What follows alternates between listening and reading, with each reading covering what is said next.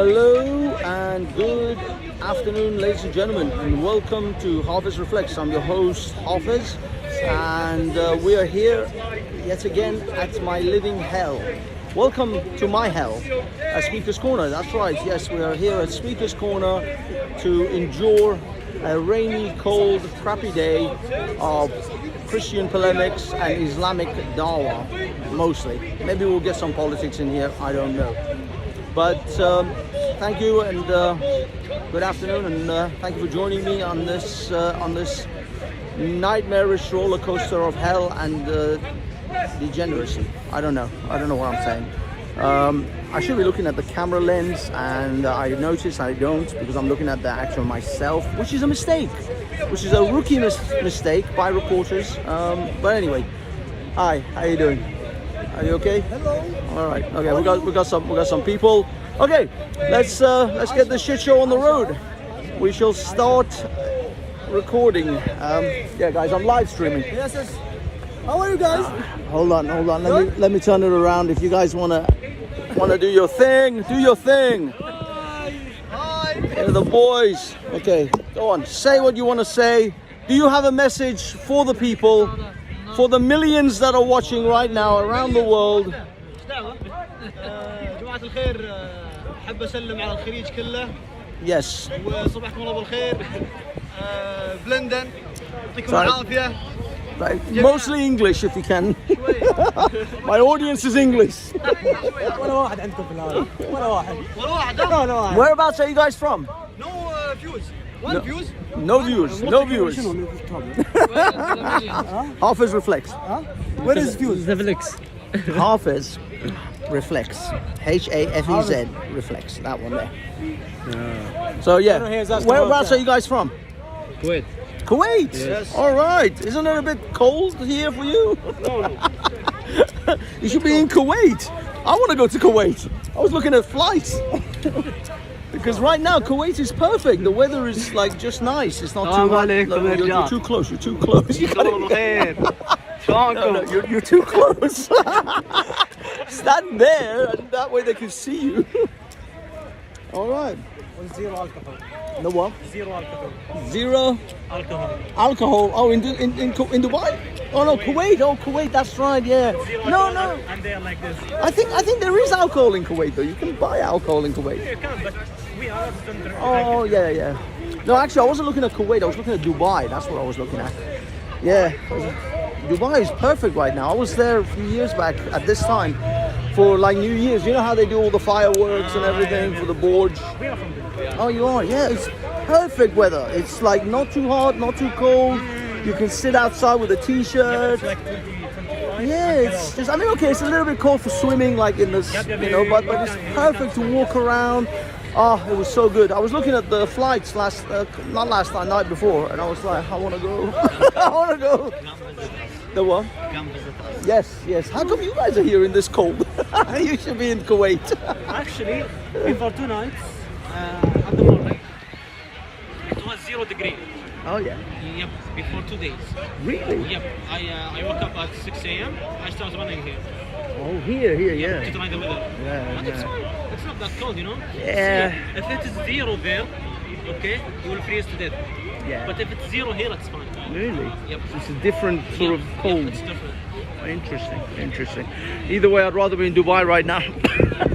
Thanks, guys. We'll go.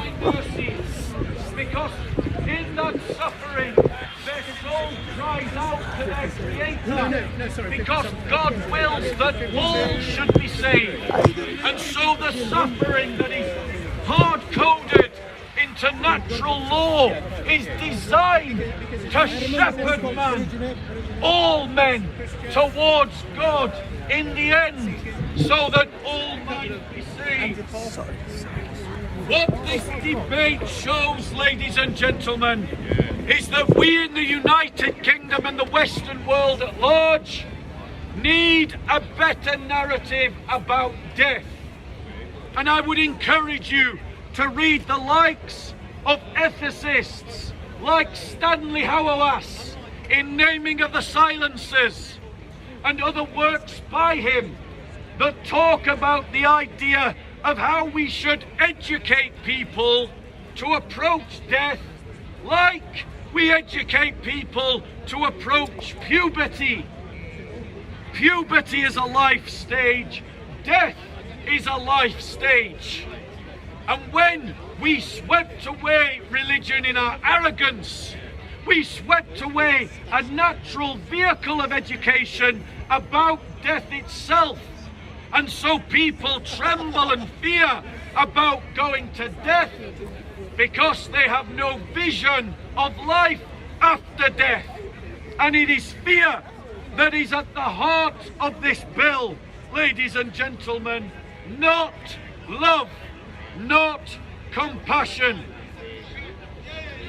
Rather than funding an overstretched NHS to kill those that are suffering, we should invest the money in increasing palliative care for the dying and support those who are dying to die in dignity, ladies and gentlemen.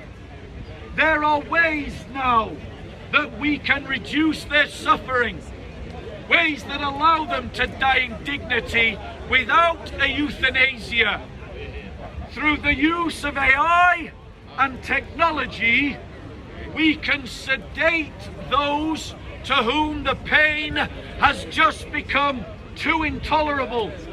They can decide to say goodbye to their families, and then they can be sedated so that they are not conscious of the pain, and then allow the disease to take them as it would naturally, ladies and gentlemen. And that is an alternative better than a euthanasia. When St. John Paul II was dying of Parkinson's disease, he very deliberately continued to suffer in his public office.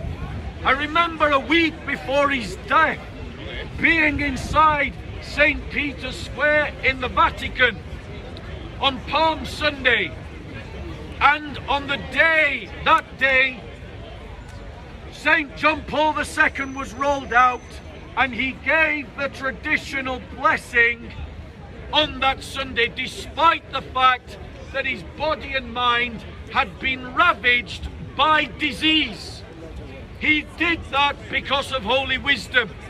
He did that because he had the foresight to see which way the world was going, the culture was going, that he described in Humanite Vitae as a culture of death, ladies and gentlemen.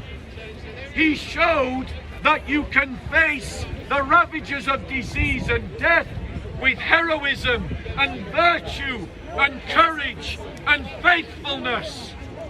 And he demonstrated that despite all the pain, you can still operate in a productive way.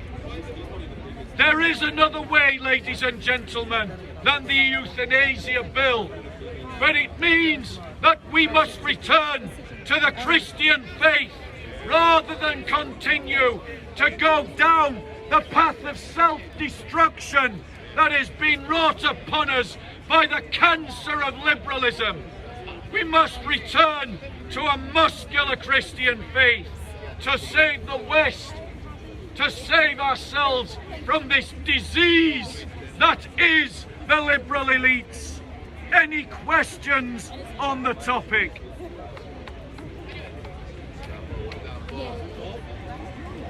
You mentioned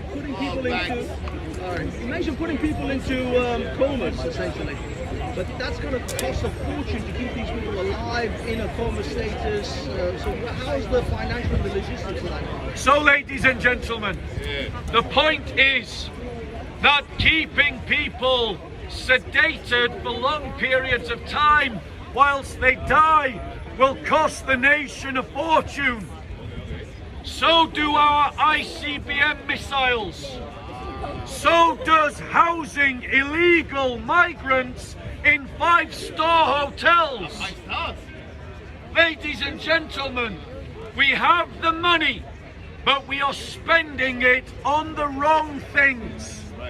We are rewarding people for not working. We are rewarding people for breaking the law. How much does it cost us to carry out abortions?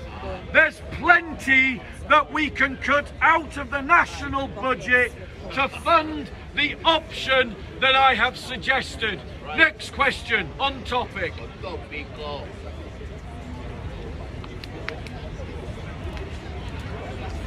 Going once.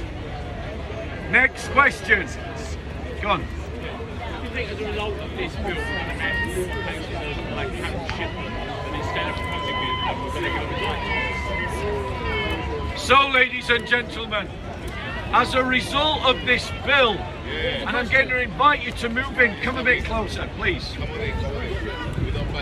Yeah, that's it, nobody around us smells. So, ladies and gentlemen, as a result of this bill, ladies and gentlemen, the studies show that we will see an increase in the number of suicides. And how, ladies and gentlemen, will we be able to distinguish between a malicious Guys, I'm gonna go do Posey Parker and the female feminists. I want to screw with them for a bit before going back to Bob.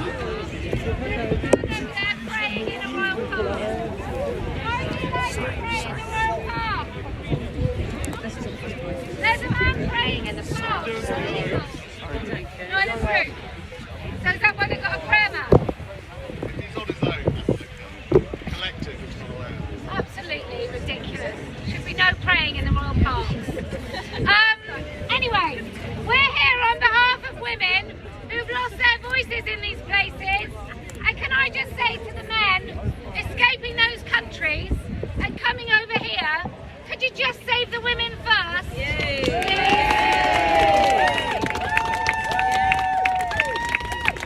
Nothing more emasculating than escaping a country while you know little girls are being married off at age 9.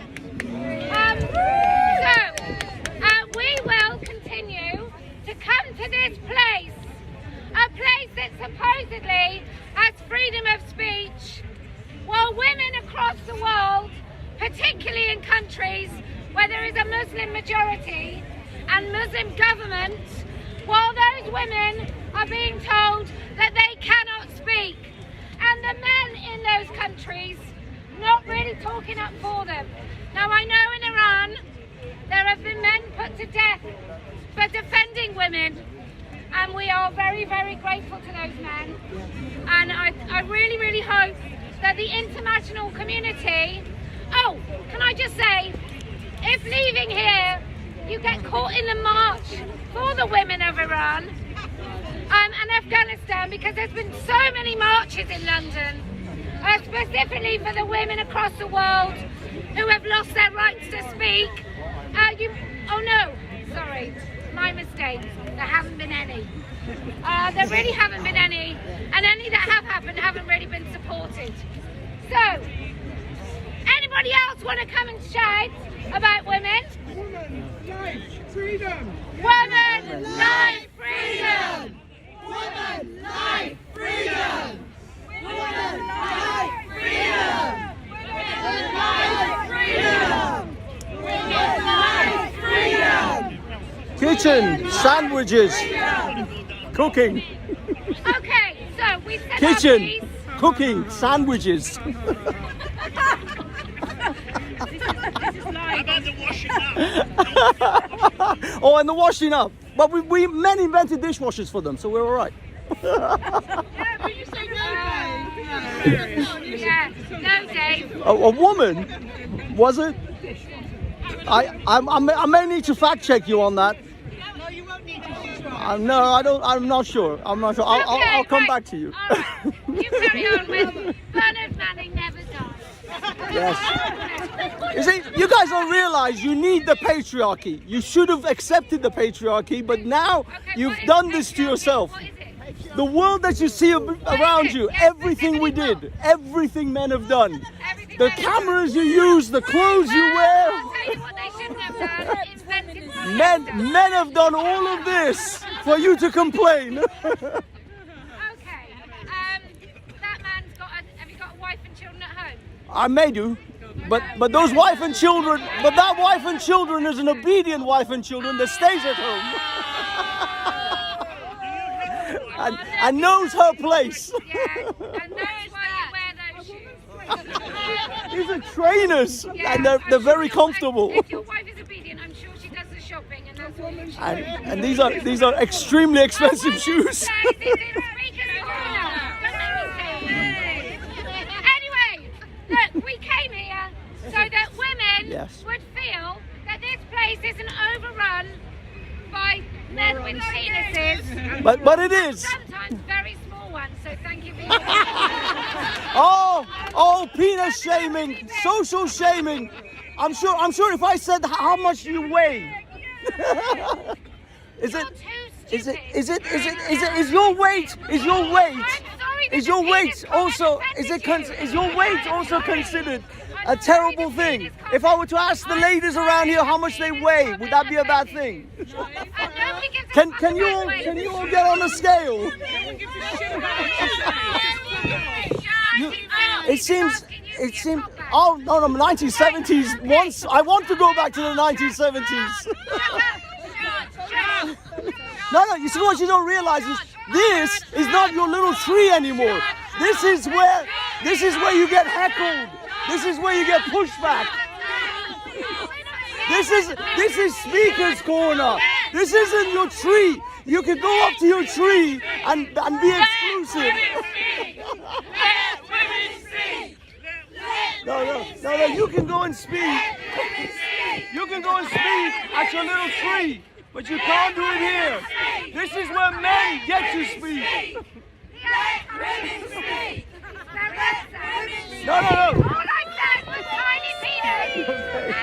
No, this is not your little corner. This is not your little tree. This is where men actually push back. No, this is where men don't let women fucking speak. No, this is where men push back. No, this is speaker's corner. You don't get that. You don't get to let women speak here. Yeah, this is speaker's corner. Exactly.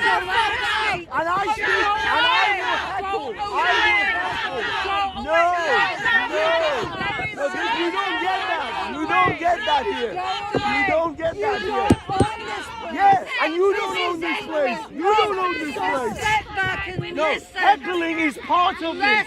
You got to realize heckling is actually part of this, ma'am. Madam, heckling is part of this. Okay, thank you for coming to listen. If you want to have your if you want to have your little echo chamber, go to your tree. Go to your little tree. What do you want to say of any value?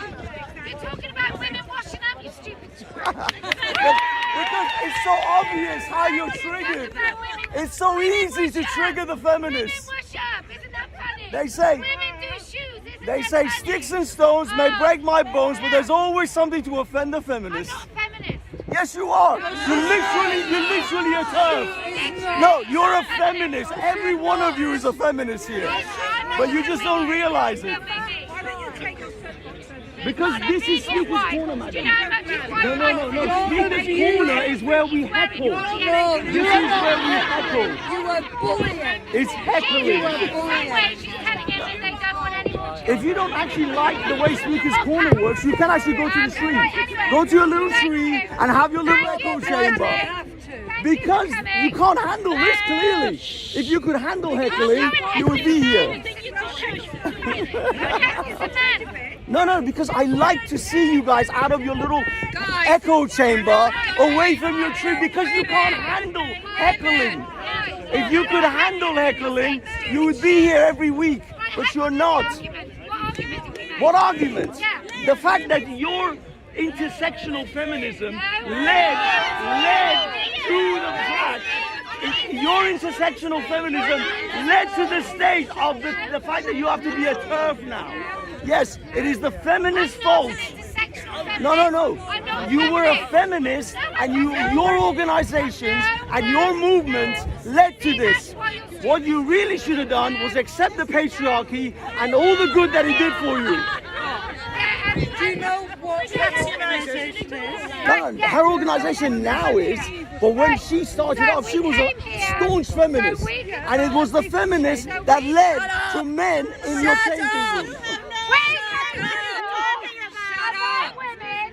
Shut your fucking mouth! You see, this is the feminist. We need to talk at Speaker's Corner. I'm sorry, madam, please let go of the stick. This is what the feminists do. Because feminists can't handle it. She's not a feminist. Excuse me. Yes, no, you're all feminists. Are you upsetting women again? Eh? What will your mother think of Things you? on me. Are they Why would your mother? Yeah, what would It's your on. mother think of you? My mother would actually hate all these Yeah, people. really? My mum is based. She despises these types of feminists. Your mother is not a feminist then? No, definitely not. Yeah, your mum should get you. I know you guys support abortion. Of course you do. This is what the feminists are actually about. Echo chambers. No, it's because you guys can't stand being out of your echo chambers. You are feminists. Do you believe women should have the right to vote? Do you believe that women should have the right to work? No, feminists. You are feminists. No. The patriarchy gave you everything. You're saying that women should not vote? No. Well, what's your problem? Then you're a feminist. Women, no. Oh, you're a feminist now? No, because I don't agree that women should have the right to vote. Well, then you're a feminist if that's why you're saying... No. Feminists want the women to vote. Are you understanding what I'm saying? Well, I think you're talking gibberish. No, I said, do you agree? If you're saying you're not a feminist, what do you think about the women's right to vote? Well, middle class feminists. Oh, you like giving your only rights want to men rights when for you middle class women, Yeah. don't they? So, those middle class feminists do you believe- have au pairs, they have window not talking about- cleaners, they have all sorts of servants. I'm not talking about the au pairs. I'm talking about, do you believe the fundamental right that women should have the right to vote? Well, any decent person does, don't No, they? no, not any Well, you decent don't, person and does. You don't. No, because I understand the consequences of voting. I understand what the responsibilities of voting. Women want rights without responsibility. They want rights without responsibility. That's why they have all these Did your things. mother have any responsibility with you? Yes, of course. But what? Yes, she had the responsibility to raise You're children. complaining. That's what I did. I raised my 4 children. Yeah. Stayed at home with my Yeah. children because my husband earned enough money. But you're And he fundamentally doesn't- a feminist. No. Why don't you go tackle men? Because you're a coward. Because What do you mean can't stand up tackle to men? You've got to Men are not pick on talking women. about feminism. Don't worry, You've got do to worry pick on about me. women. You're short man. Don't worry. You're too hard. No, I'm actually perfectly comfortable. But you keep. heckle But, men? You don't heckle yeah, men. I heckle these men all day. Oh, well, go I'm and here heckle them. every week. You haven't even seen me here before because you guys go to your little echo chamber by your freedom tree and you don't actually mix with the people. No, yeah, because now you're getting pushed back. You're getting heckled the way this place is supposed to be, and you can't stand it. Why we do what we do, yeah? No, because- You can put on a dress and go in the women's toilet, right? Men like you are so pathetic. You see what you don't realise. Put a dress No. on and you'll be so much more fit. That's what it is. The fact is, feminists, you guys couldn't handle equality even if you had it. That's why you can't take it. That's why this place is terrifying to you. That's why you guys are so angry. If you actually could handle debate and argumentation and pushback, you wouldn't be so angry, madam. You just shout at people. No, it's called heckling. It's called heckling, ma'am. You don't understand this place if you don't understand heckling. You don't understand this place, madam. Yes, heckling is part of this place. I just said, this is part of this place. Heckling is shouting down. But you repeat the same rubbish. That's what heckling is. repetition. Yes. You don't understand heckling. Like chanting. Yes. Yeah, like heckling. Like the Strands Brigade and Antifa shouting people down. Heckling So is part people, of Speaker's 1,000 people Corner. stopping one person is So look, the feminists have run away. Let's go chase them.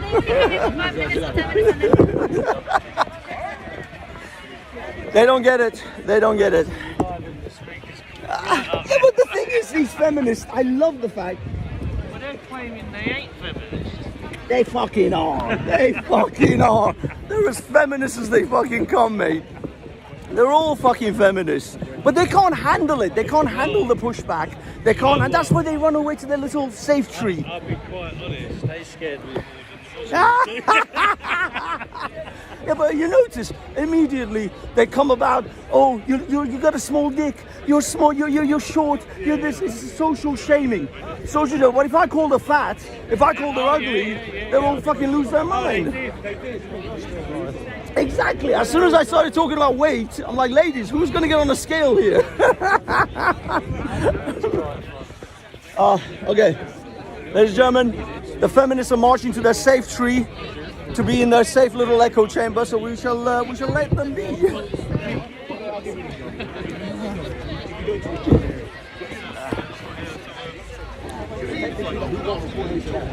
Fundamental question is Palestine! Nobody cares. Nobody cares. Nobody cares. You just scream. It was like a drive-by protesting. Yeah, exactly. Nobody cares. The more terrorists they kill, the better.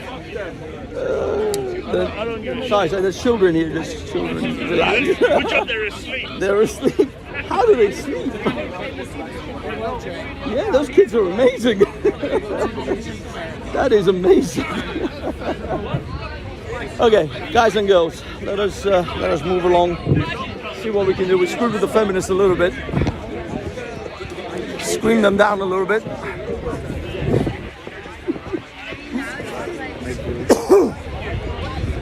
Where is Steve of Speaker's Corner?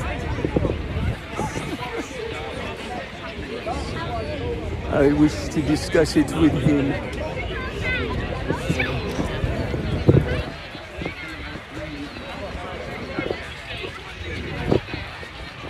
Sorry. Mr. Steve! Sorry, May I get your thoughts on today's events? Click like and subscribe. Like and subscribe, exactly. The police officer's right. Like and subscribe. I have been endorsed by the Metropolitan. I see you put out the fishing rod. You did, and you got bit, didn't you? I did not get bit. They bit hard on my bait. They bit real hard. Oh, come on. If you can't mess with some feminists, who can you mess with? Oh, no, hell no. I'm not taking that chance.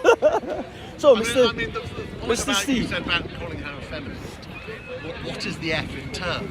Exactly. It's literally trans radical exclusionary feminist. Feminist. It's like you literally call yourselves for terms, and yet you say I'm not a feminist. And it's interesting though. Let's get in front of the camera with what are the different levels of feminism? of waves. Wave 1, wave 2, wave 3, wave 4. Fourth wave. Created a fourth wave that don't even use the term. Well, the thing is, the current fourth wave isn't. No, the fourth wave uses the term feminist, but it's about intersectional feminism. Yeah. Now, I don't know whether they're in wave 5 now, because they might actually be in wave 5, because the trans people, the trans men and trans women. Hello, you alright? Hello, sir. How are you? I'm good, thank you. But yeah, the trans people are, I think, part of the 5th wave now. Possibly, I'm not sure. But the 4th wave was about intersectionalism. And that's what ushered in the trans issues, because they had to be intersectional with black feminists, with white feminists, with ethnic feminists, Muslim feminists, you know what I mean? They had to be intersectional. And then men who put on dresses became women, thus they had to be included as part of the feminist umbrella, to come under the umbrella. And now they're all right smiling against that shit. They're all complaining. But it was your own fucking ideology that ushered this shit in. No, because they weren't expecting it.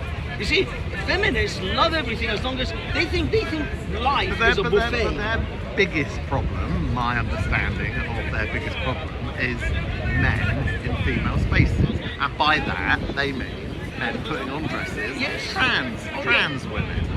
And if you want to talk purely, the trans movement is not directly associated with the feminism movement. They are separate. Okay, they may be linked, they may be followed by the same sorts of people, but they are separate, different issues. Right?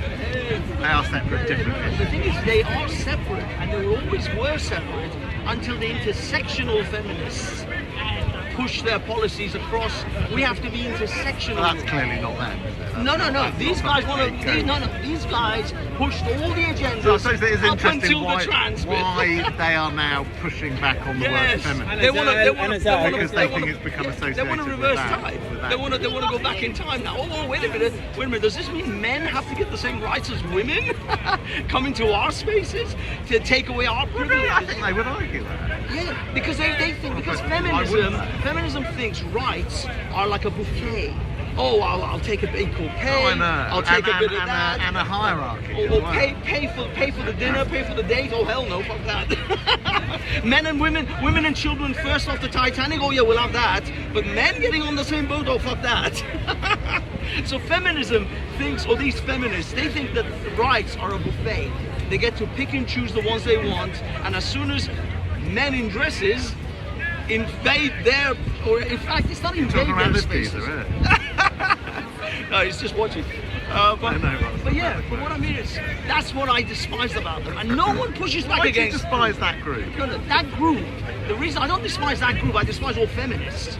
That group in particular, I just wanted to fuck with them more because they go to their little safe tree every week, and no one interferes with them. But let's analyse that for a minute.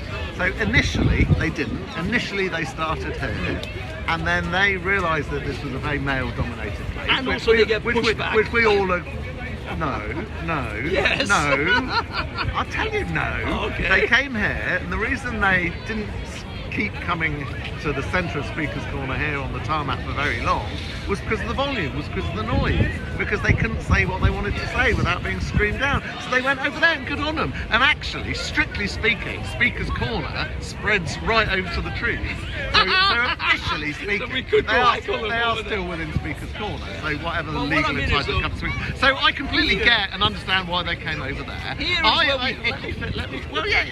Let me finish. So I pleaded. I sent Kelly J a few messages saying, I get why you go over there, but come here as well, because you need to take your place at Speaker's Corner. And they didn't, and time went past. But now, for whatever reason, they've decided that they are still going to have their main bit over there. Then they come here before going to the pub, so it's on the way to the pub, and they come over here for one. Good on them. But yeah, you're right. They shouldn't have some free ticket for no one to heckle. Exactly. But I can understand what you did. But I can understand how they reacted. Although, like the girl that started jumping up and down in front of your camera, So they stick a little bit. on me. OCD. I don't think so. Well, they could perfectly fine. Yeah, I was talking to Paul when all that happened. I saw a bit of a kerfuffle and somebody being ejected. No, just here. Someone got ejected from this group. That was me. That was me. Oh, was it? Right, okay, it was you being ejected. But it was also pointed out, which was 100% true, you were doing it for the camera. Of course! Of course! And that isn't always healthy for the greater good of Speaker's Corner. That isn't always good for the betterment of Speaker's Corner or the betterment of free speech. I would annoy them regardless. No, that's the mic. I would annoy them regardless. But of course, I would like to get likes and subscribes. Like and subscribe if you want to see more of Batsy fucking with feminists. Okay, you were saying do the washing up for comedic effects. I know. Yeah, of course, it's triggering. It's plainly triggering. Well, yeah. And by the way, did the washing machine actually get invented by a woman? Neither. No, not the washing machine. The dishwasher. You could have. No, I'm not. We're gonna have to fact check that. I was going to come out with fact check it, people in the chat. Misogynistic joke, but I won't. Yeah, I know. I noticed how quiet you were, Steve. You were all standing all innocent and quiet. I heckle some. I don't heckle others. And I actually, if I think someone's got something valuable to say, then I'll stand back The and let them. feminists is all good though. The Christians and the Muslims, they get it in the ass every week from Steve. God forbid if a Tommy supporter comes up here. Well, anyone that supports that grifting lowlife, they deserve all the heckling they get. Oh, Steve, I'm telling you, in some of the chat groups I'm in, they hate you, man. They hate you a lot. Bothered, They bothered. hate If they are so visceral. sad that they're still giving that man either their support or their money, then I don't have much time for them, frankly. The Harvest Reflection Why channel would anyone give them neither their, endorses. Why would anyone give a serial criminal who lives in Spain, very patriotic that, isn't it, living in Spain? Why does he live in Spain exactly? He used to say he had to live in, well I know he is at the moment, but he lives in Spain. He said back yonder he had to be abroad for his own safety. Well, that's nonsense now, isn't it? It doesn't stop him coming back and living the life of Riley when he is back here. So why does he live in Spain? That's not very patriotic. And just look at his lifestyle. That's where your hard-earned pennies are going to, ladies and gentlemen. I'd just like to say that stop Tommy supporting the grifter. And this pledge nonsense. You know, that's an AI generated bit of nonsense. What's it going to achieve? No one's going to, you know, it's a way of getting your emails in order to send you begging emails. Pure and simple. Don't you get it? Sign up to the pledge. You're giving him your email to his database so he can then send you grifting emails. That's what it's for. Start of, end of. The pledge is not going to achieve anything. No political party is going to sign it. No serious politician is going to sign it. And by the way, some so-called politicians that have signed it aren't even elected representatives. They've stood repeatedly to try and get elected, and they failed every single time. And then they throw their toys out, and they worry why the political party that they're throwing their toys about and whinging and moaning about all the time isn't the most welcoming place for them. We neither support, the word narcissist, condemn or condone anything said by Steve here. Why are you such a, as I said to you yesterday, I know you're feeding off the crumbs of Mr. Robinson, and you're desperate for those crumbs to continue, and for you to get on the stage. Let me give you the honest opinion. First of all, I do believe Tommy Robinson is of value in this current value? What is that value? Because he has a movement, and that movement is, even if you will, parallel, aligned with what's his movement achieving? Reform. What's his movement achieving? Well, his movement is one of the few movements that actually, first of all, you can't deny the grooming gang. No, I'm talking now. I'm talking about now. That was years ago. Okay. Now, what he's doing. What does his movement serve now? The fact is, his movement is still it sort of emotionally charges the British public to action. The British public? A section of? No. Because the thing is, I thought about what you said. And although there was only maybe 20-30,000 people at Parliament... Thank goodness! Finally we hear 20-30, not 200,000, not 300,000, 20 to 30. I'm glad I think that there are hundreds, if not millions, that are at home, that are the silent majority that still do support Tommy. I think there are plenty of people. Even millions have heard of it. No. I think the British people have definitely heard of it. Really?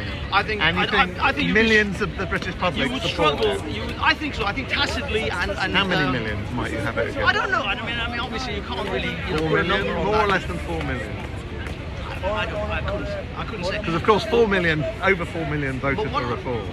Yeah, but what I would say is that.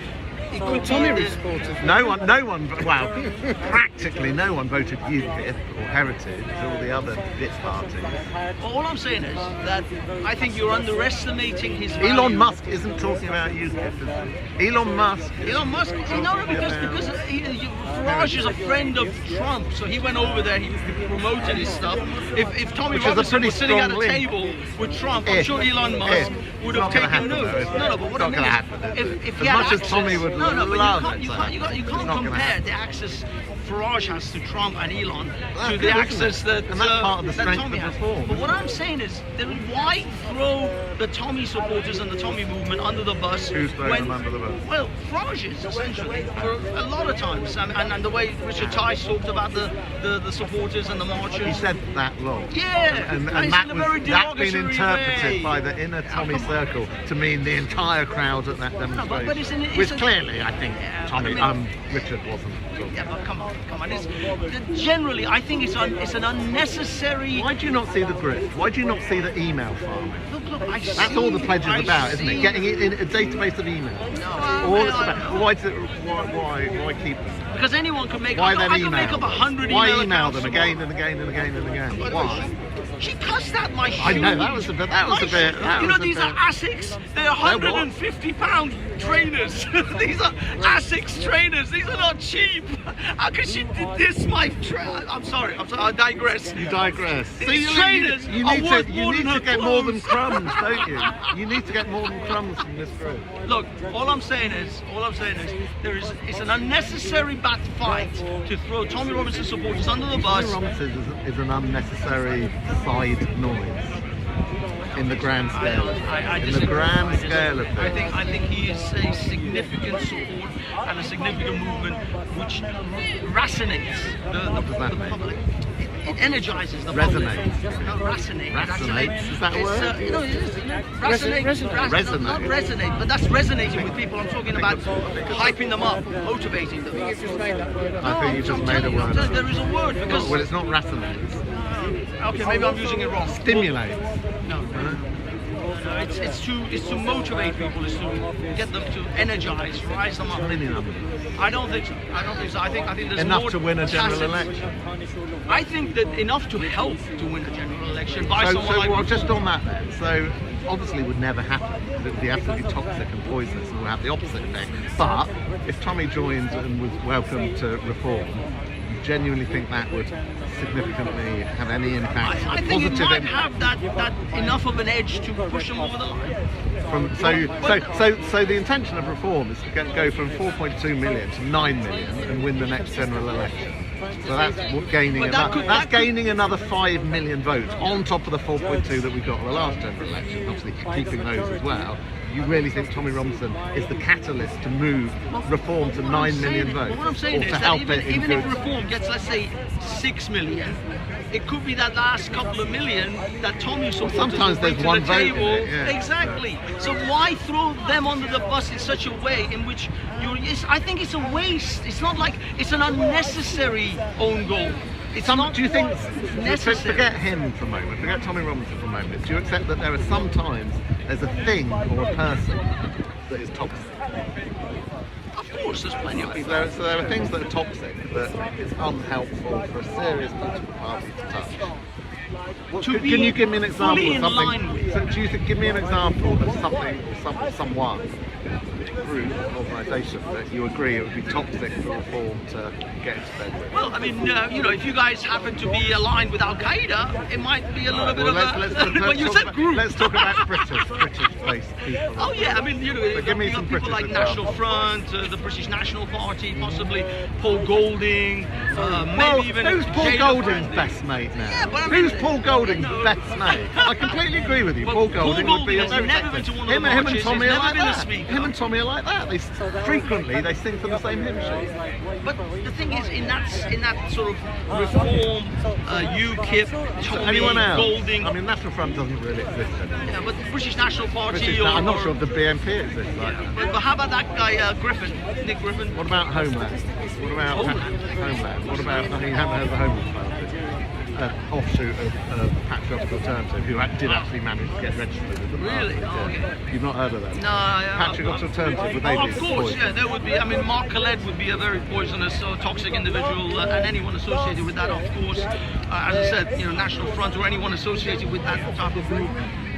So yeah, there are plenty of groups, and I just don't think Tommy is one of those. Change the subject slightly, but not very much. Why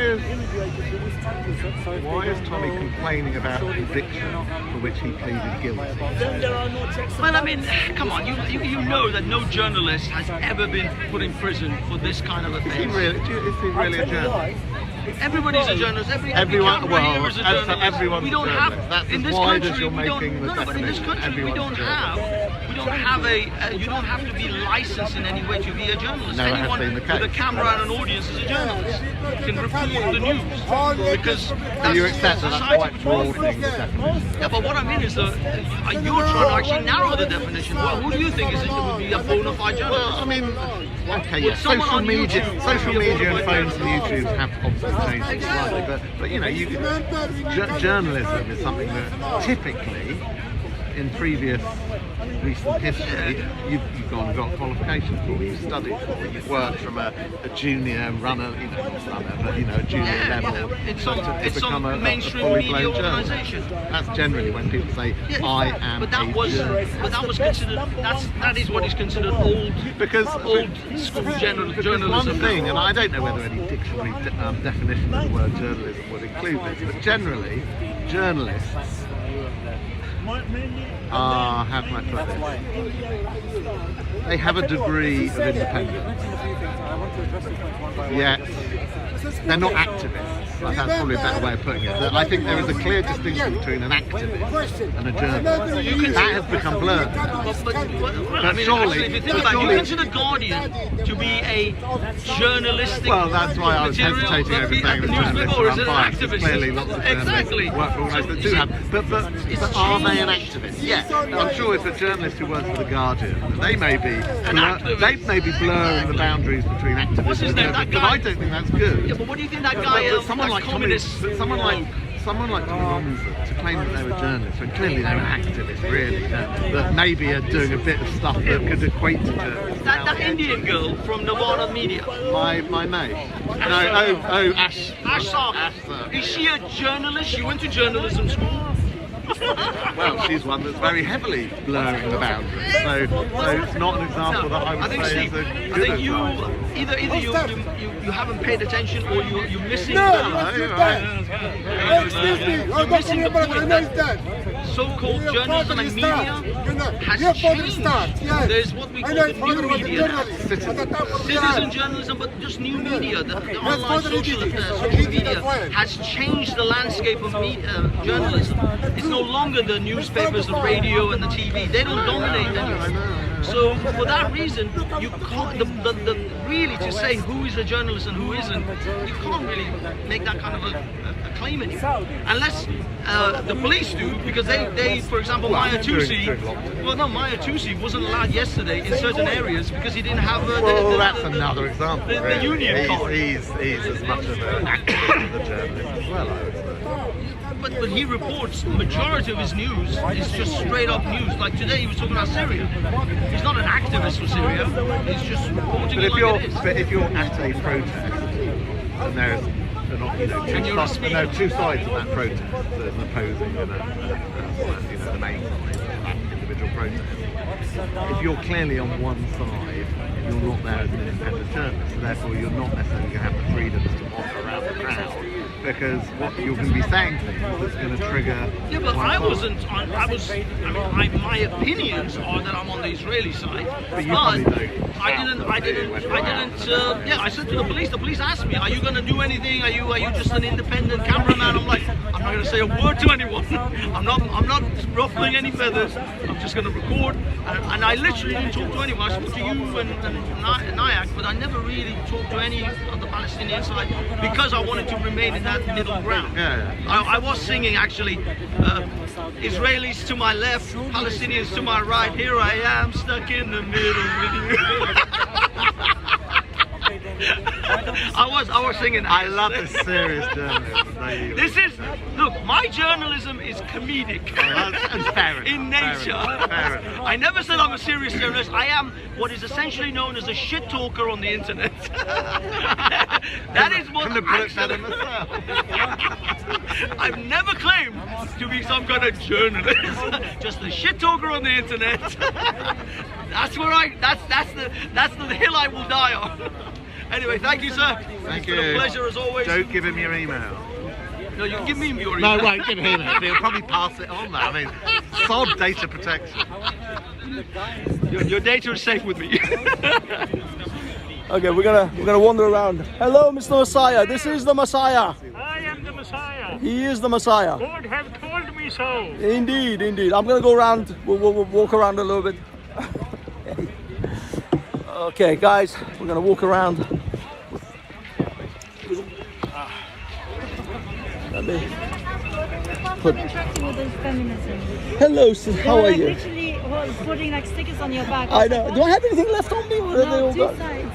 But they, and then one wanted to touch your bag. I had was one. like, don't touch him. Like She was, yeah. I thought like somebody the was elderly woman like at the back. messing with my bag or I was something. like, don't touch. Like they were so Thank angry. you. Thank you for that. Like I wasn't defending as much, but I was like confused. I was like, why would you like do that? And then they were hitting on me as well. They're like, were you wearing those gloves? Someone was hitting me or kicking me or something because I felt something like hit me a few Take times. the pressure off speakers good, I think. And now they are going to the pub or something. That's no, they've gone over there. There's a tree.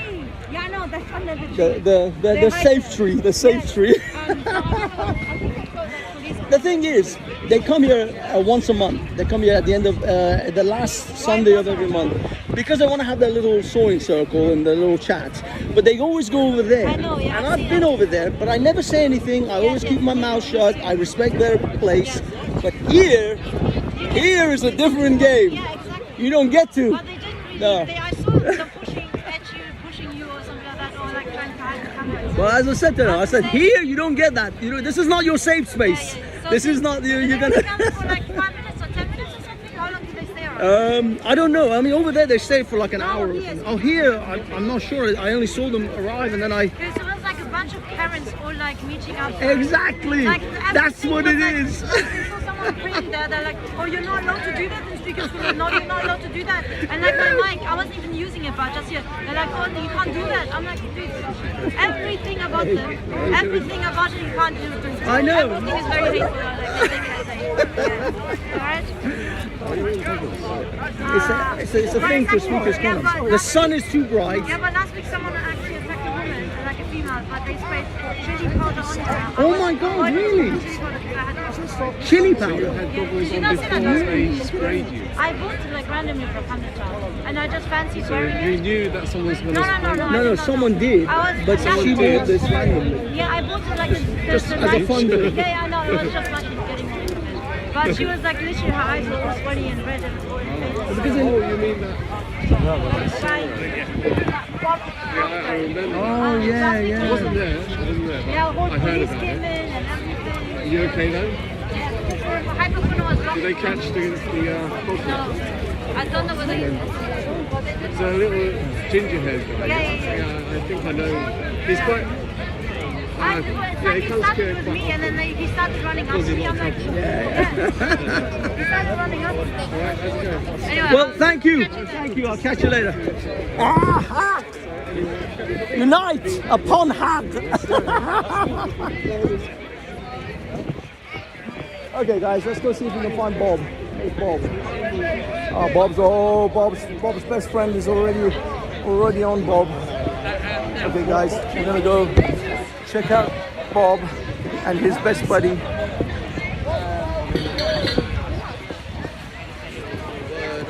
Bob's best friend is here. Bob's best friend in the whole wide world. Bob's best friend is here now. Let's go around the other side, see if we can see Bob's best friend.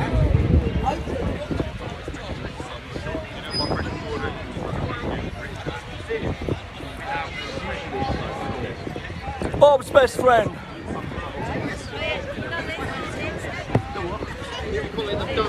Bob's best friend. So JC, what do you think about Bob's best friend? Yeah, number one fan. Super fan. His name is Stan, man. Bob's super fan. Stan. Stan.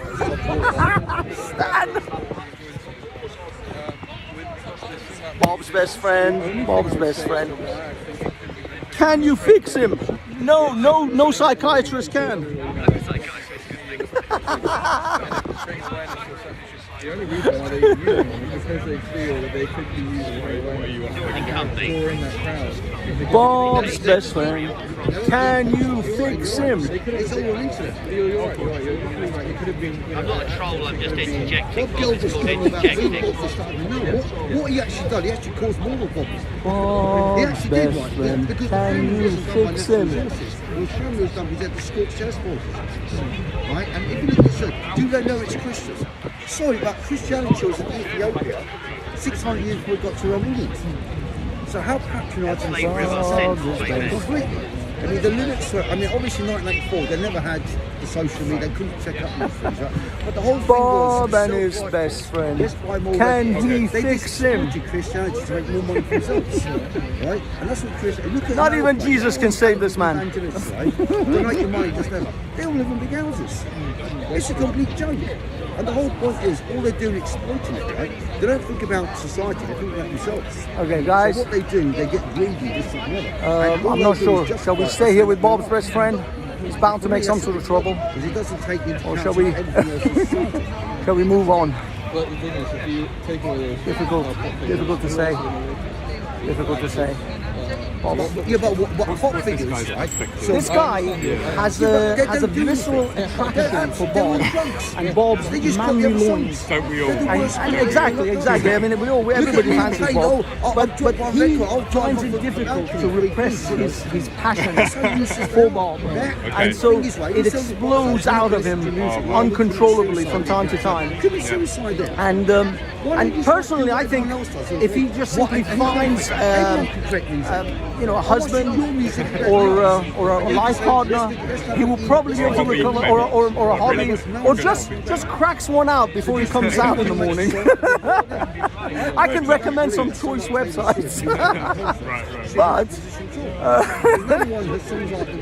But either way, the repressed sexual attraction that he has for Bob has caused him to behave abnormally. And this makes for great video for the rest of us who are here to just simply get content. So what I understand, I believe this man's a Christian, an evangelical Christian, and he has a particular view on Christianity, whereas Bob has another view on Christianity, and there's many points of agreement, but some significant points of disagreement. And that's well, I mean, that is your charitable interpretation. I'm going with the sexual attraction thing myself. we could both be right. It's possible we could both be right. I'm still going. I'm holding on to my theory. He is sexually frustrated and attracted all at the same time. And I'll speak to him like 4 o'clock. We're theorizing here about your motivation. Your general attraction to Bob. We are theorizing. I say it's sexual. He says it's a Christian theological. Dangerous. Dangerous is a bit of a that dangerous is doing a lot of heavy lifting here. So I'm curious. Have you ever tried to approach Bob on the topic privately? Obviously, I'm says he won't debate. Two shapes It was only a matter of time. I've got the WhatsApp messages to prove it with my friends. I know I'm far more. Because I want to be on his preaching You know what? We've fascism. all had maths. And I'm a double first in maths. Right? Mathematics is the only subject that's taught around the world. There's no argument. Look at science, they're arguing about climate change. JC is managing some serious equipment here. These batteries look like they could power London. I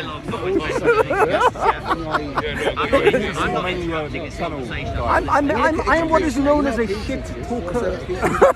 It's a form of journalism that very few people adopt. Are more people adopting it in the modern age, or a lot more online, very few in the real world. I'm trying to start a trend. right. You'll probably be onto something, to be honest, because it's easier to speak. It's a French term. It's a shit talker. Okay, that makes it sound a bit more sophisticated. Yeah. So I figured if I make it French, it would be much more accepted. If we take it seriously. A merde talker, if you wish. Muscular Christianity tried to push into me the other week. Watch it on video, it bounces off me. I was braced. I didn't barge into him. He said, "Don't push," and then came at me. So I've got an interesting question for you, and do you want to come? Sorry. No, I'm here. Okay, that's fine. I want to know anyway. So just expose him as a coward. Yeah. So do you think if you maybe step back from. So we're going to move over there. We're going to move over there, right? Oh, sorry. Run like a conversation with him. You stay here and talk to him. I'm going to get over there. John. No, talk to him. Talk to him. You killed it. He wanted to ask a question and then they walk away. No, the thing is, he doesn't want to talk to John, and unfortunately there was like a cross talking going on between this gentleman and John, and Bob just wants to ignore John as much as he can. He doesn't want to have anything to do with him. Well, so I'm genuinely interested. I'm curious as to whether this guy believes that he agrees with Bob more than he disagrees. So they're both coming from a Christian perspective, and I want to know whether he has more points of agreement with Bob than the points of disagreement. I'm just interested. It's going to be quite difficult. The problem is he wants to heckle Bob, so he's not going to really engage with you in a. That's fine. He's doing what he's doing. Because there is another thing actually. There's another aspect, a serious one, apart from the sexual attraction, is that he's clout chasing. It is known online as clout chasing. You get yourself associated with someone who's already famous.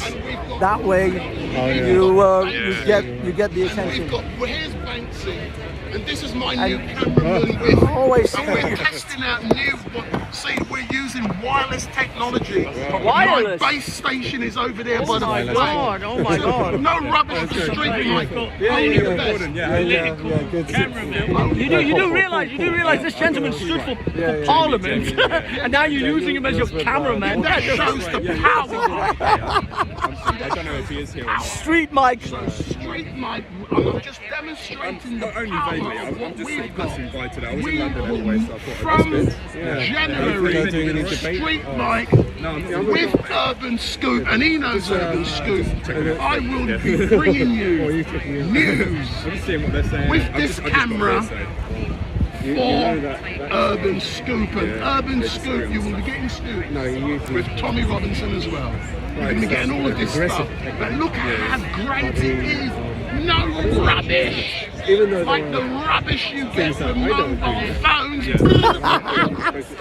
I like to challenge that perspective.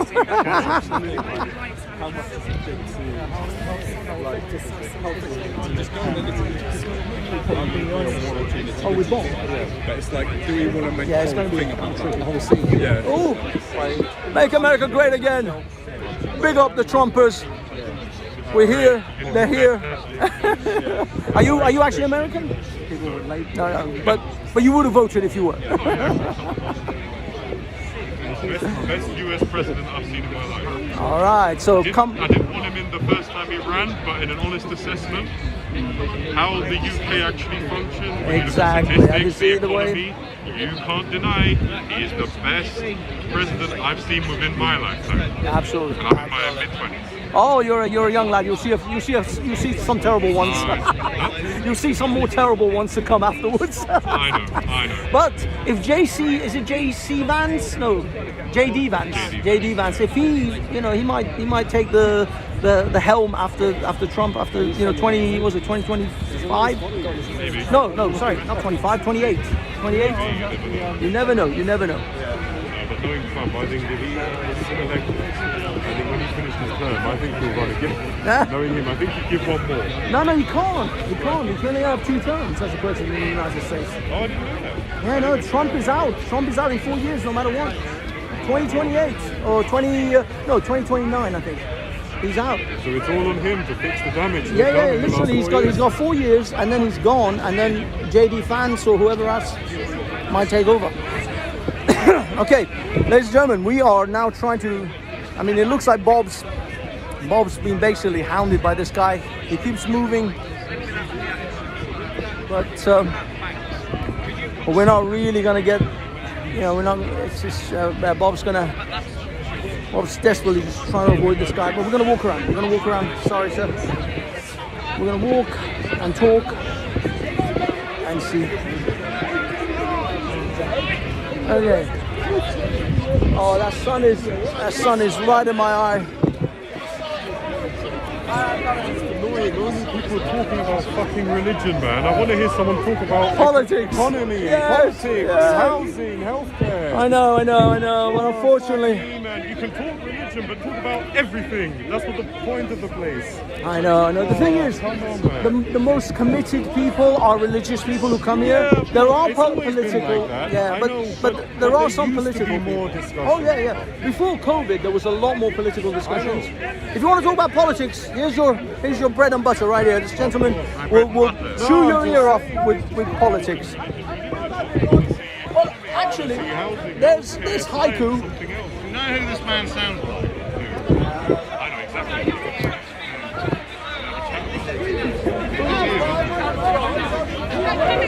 Oh my God! I think I know who this is. Listen to the voice. I think I know who this is.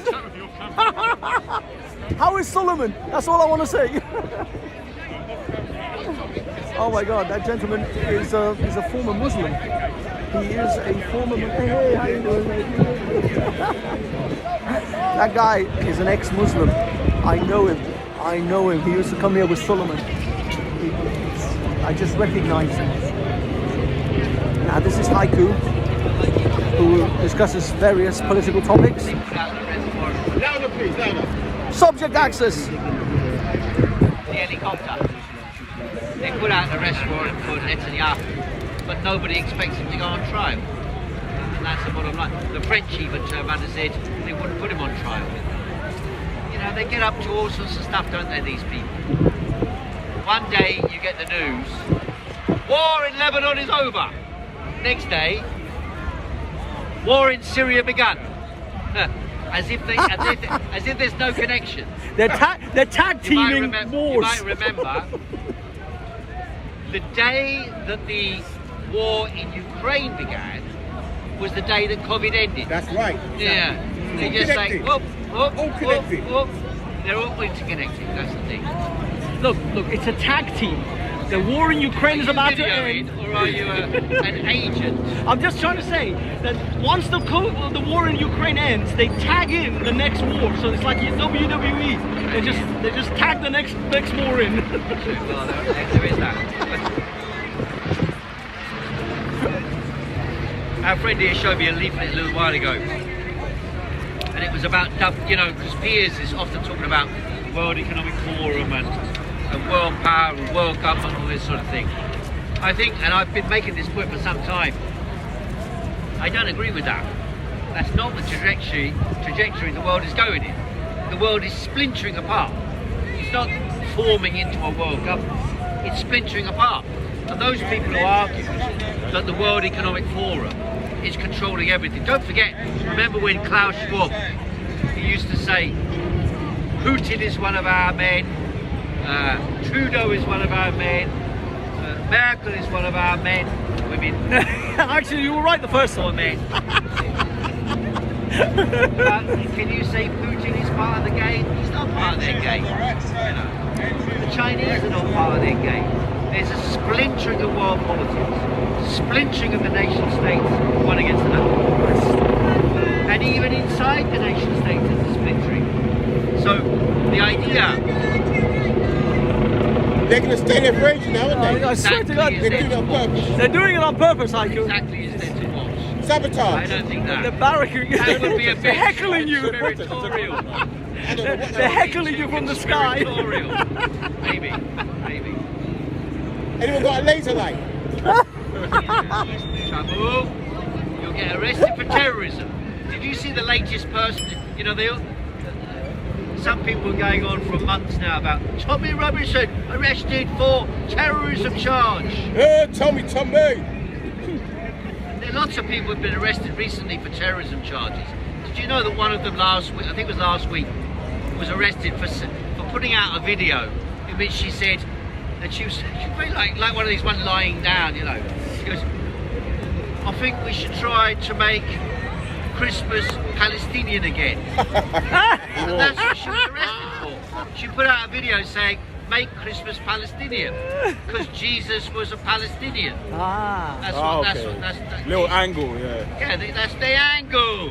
Jesus, Bethlehem, Palestine. Anyone will tell you now, the peace resources are going into people making comments on YouTube and all the rest of it instead of actually real crime out It there. means there's a faction, a Zionist faction, within the Home Office and within the police and within the intelligence services, intelligence in inverted commas, who have been pushing to arrest people for the most spurious nonsense. I mean, the most nonsensical crap about connecting the Zionist lobby is a powerful lobby, no doubt about it. Yeah. You know, I mean, a lot of people were cheering on Donald Trump's election. Yeah. The only thing that's good about Donald Trump's election is Kennedy. And even Kennedy's all over the place on some issues.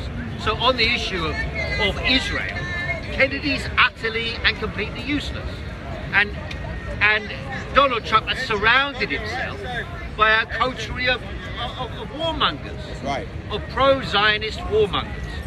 And so even the aspect that is positive, Kennedy becoming in charge of the national health budget of 1.7 trillion, it's not a small amount, but even that is going to be circumscribed by reality. What is reality? So Kennedy comes in as the head. He's appointed Jay Bhattacharya, also great. Stanford University, great.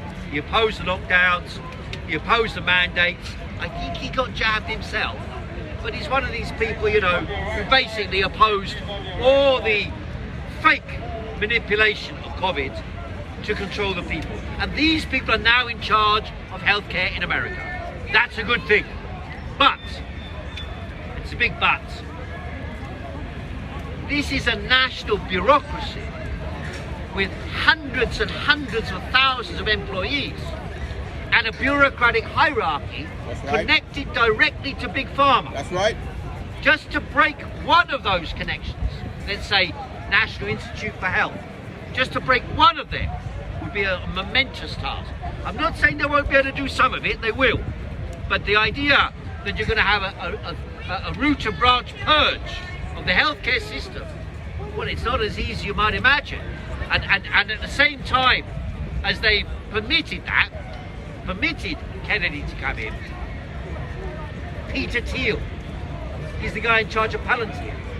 Palantir organised the IDF, the Israeli Defence Forces, surveillance of the Palestinian people. Not only that, but they've taken over the healthcare records in Britain as well. They organised the COVID rollout programme. Palantir. Their headquarters is in Soho Square. You can go and protest there anytime you like, but nobody protests there. And Donald Trump is controlled by a gang of billionaires who surround him now. You know, he's surrounded by these people. It's one person. How much can a person do? How much do their eye, you know, Elon Musk is the clever guy. How much can his eyes monitor the world? You know, the very fact of this story that we got in the news today, that it's going to give $100 million or pounds to Nigel Farage, says how myopic, I mean, it's a foolish manoeuvre on his part, I think. But in any case, it shows how limited his thinking is. Because the method, you know, that bulldozer type mentality, smash in, I'll support Farage. But then loads of people are going to turn around and say, well, if someone can just buy British politics, I think 100 million is about as much or more than the Tory party and the Labour Party spent in the last election. So it's not like America. America, you spend billions. Election campaigns go on for 4 years. In Britain, you spend a few £1 million, 20-30 million pounds.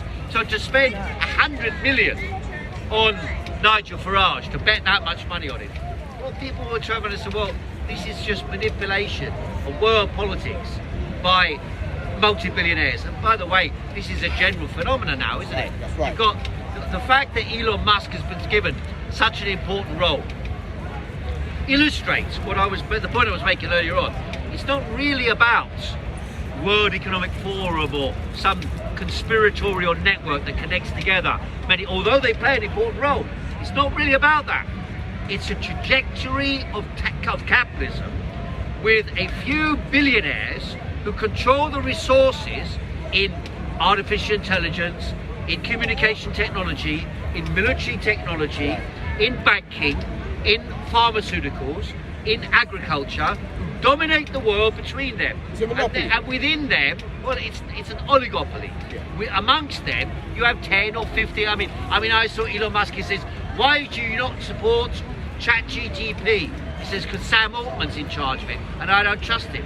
Oh no, it wasn't just that. That's what he said. That's what he said. No, but it wasn't just that. Sam Altman's in charge of it, and he's not trustworthy. No, it was supposed to. ChatGPT was supposed to be open source that no one made a lot of money out of, and that guy who runs it put it on the market, and now he's a multi-billionaire. Okay, but it's not like Elon Musk isn't doing a private operation with his his AI. He's doing the same thing. But the thing all is, his AI stuff is based upon private interests. And he turned around when his robots came out a couple of months ago. You might remember he brought out an army of. He had 3 things for sale on the same day. I think it was some kind of vehicle. Well, it was maybe the spaceship, and then the robot came out. And the robots came out, and they were serving beer. Hey, how you doing? Blah blah blah. Chatting to people, wandering around, and it was creepy. And then it turned out that these robots were under remote control. There were people using a remote control in the machine to make it look, because what he was actually projecting was a vision he has of a world where human beings are pushed to the side and where billionaires control the robots that control the world. And of course the robot, what does it mean? The robot, instead of a copper, I mean, we had trouble with the police during the lockdowns. The police would attack us, we would argue with them, we would try and convince them not very well, but we tried to undermine their morale, if you like. But at least they were human beings. It's like, we're going to have a robot charging at you in Hyde Park in 5 or 10 years' time.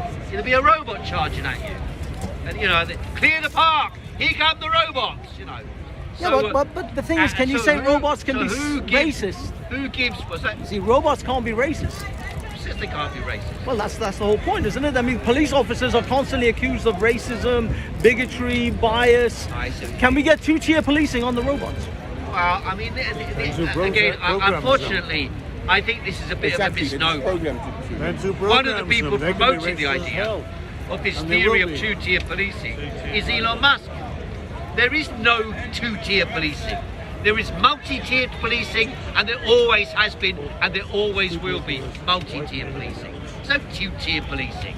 So, you know, a copper will have, and the idea has been promoted by a certain interest group linked to Tommy Robinson and co, who've been saying it's 2-tier policing. The Muslims and us. That's the idea he wants to put. Now, who does this benefit? You know, the Romans used to say, "Che bono?" Who benefits out of this?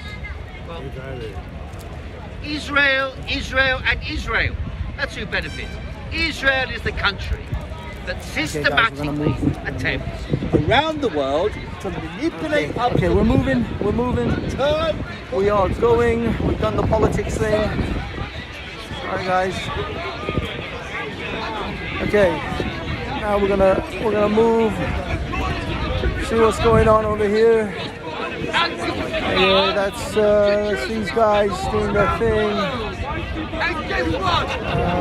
When you mix with the white people, you become paler and paler. Yeah. Okay, we're gonna. All right, guys. Let me just put this down for a second.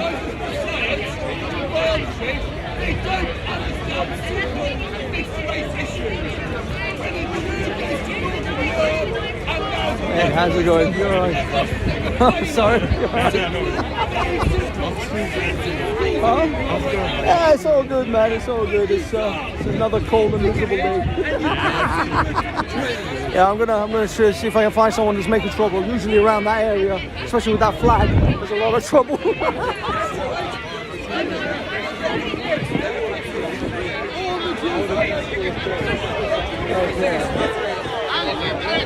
Okay, ladies and gentlemen, the speaker's corner is picking up. It's getting a little bit busier. We got the Christian guys. Femi trying to do his thing.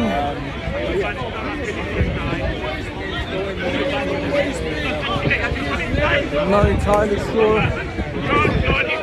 Is it worth?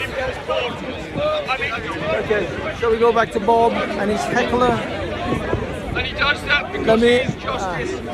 Gentlemen, doing this thing. Okay, let me just have a look at this guy.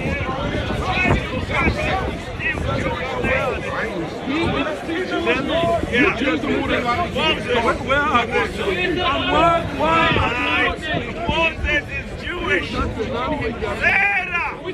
Sarah! Abraham! These are Jewish names. Why do you steal them?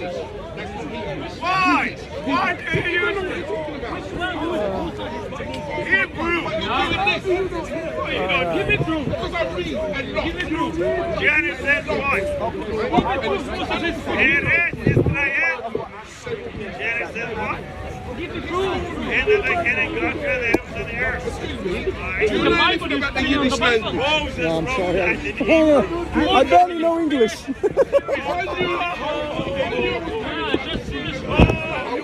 told you? Who told you? Quran is rubbish. The Bible is rubbish.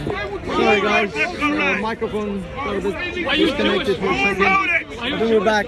We're back. Okay guys, shall I go to Bob? Thanks, he gets paid by Israel. I wish. Any Israelis out there, Mr. Mossad, could you throw some shekels our way? Oh, two-tier policing. It's because of the Jews. Okay, CCD, Ollie from the new UG. Big up everyone. Big up Big Ears of Speaker's Corner. Business, big up business from Australia. How many do we have here? Okay, we've got 17 people. Awesome. Okay, guys, I'm gonna go back to Bob. See what's happening with Bob. Guys, as you know, like and subscribe.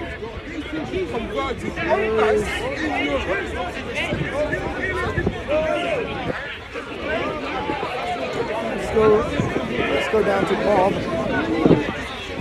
There's Paul. There's Bob. Bob is on the march again. Bob is on the march. You are a fascist and you can't even debate me. Fascist! You are a fascist! I'm coming for that shit! Bob.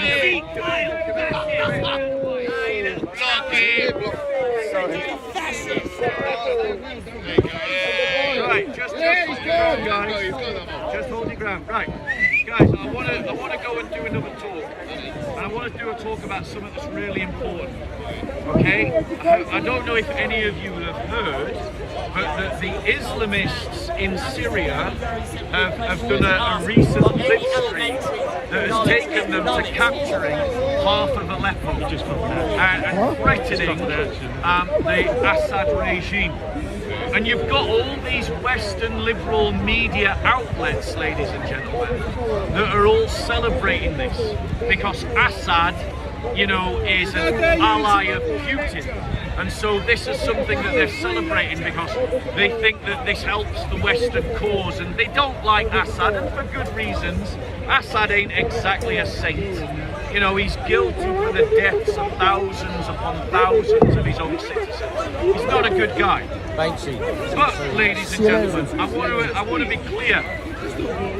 I want to be clear. It's educational. It's all right. Just ignore her. Just block her out. The best thing to do is just block her out. Don't let her in. Anyway, guys. So I'll speak up a bit. The reality is that the leader of this Islamist movement is a former Al-Qaeda operative who broke with Al-Qaeda. Do you think that this man who was in the networks of Al-Qaeda is just going to throw away his Islamist ideology? No. The Western media is celebrating an Islamist insurgency because of their idiocy, because of their stupidity and naivety, ladies and gentlemen. The reason why these Islamists have been able to make the advance that they have been able to do is because Assad's allies are weak.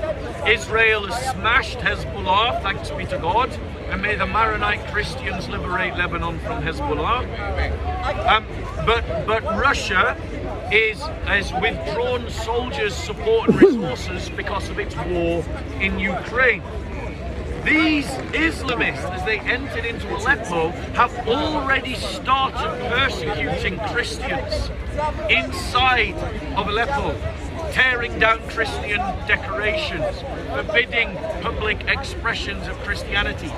Make no mistake about it, these might not be Al-Qaeda Islamists, but they are Islamists nonetheless. And Putin is more interested in killing Orthodox Christians than he is in defending them. He's more interested in his actual God, Mother Russia, than he is in the God of Russians, Jesus Christ. Because if he loved Jesus Christ, he would be using his resources and his power to defend Christians in Armenia, defend Christians in Syria. He would have, after the Cold War, when he came to power, have worked to try and build a confederacy of Orthodox nations united by common Christianity, rather than planning for 20 odd years for the destruction of his neighbouring countries to re-expand along the lines of the Soviet Union. The BBC and other lamestream media are hiding to you the fact that this movement in Syria is an Islamist movement, and they're celebrating it. You should call them out. You should call them out upon their persecution of Christians. Put your hand up if you are a Christian. Thanks be to God. As Christians, we've got to unite. As Christians, we have got to organise. As Christians, we have got to start dealing with the causes of the persecution of Christians, rather than just trying to deal with the consequences of the persecution of Christians. The causes of the persecution of Christians in North Syria and in Aleppo are the Islamist movements. Those Islamist movements need to be destroyed. And we as Christians must do all that we can legally to bring about their destruction, so that the brothers and sisters in Syria can live free. If that means arguing that our government should work with the Assad regime to destroy the Islamists, so be it. If that means pushing our nation states to directly intervene in the war, so be it. If that means arming and training the Christians in the Middle East to defend themselves, so be it. We as Christians need to think beyond the boundaries of the Barnabas Fund and Release International and Voice of the Martyrs and think of another organisation there also, Christian Concern, so that we are helping persecuted Christians to deal with the causes of persecution, not merely addressing the consequences of persecution. We need to think differently. We're dealing in band-aids rather than cures. We're dealing, ladies and gentlemen, brothers and sisters, in remedies, not solutions. The Middle East needs a Christian country. It needs maybe even more than one Christian country, or it needs for Christians to have autonomous regions in the Middle East. Lebanon, the world should and the church should work actively to make Lebanon a Christian country. The Christian church should work actively to make the Nineveh Plains an autonomous Christian region. The Valley of the Christians should be an autonomous Christian region. That Gaza should be a Christian enclave. It's only when we start thinking radically that we start finding solutions to the problems that we face as Christians.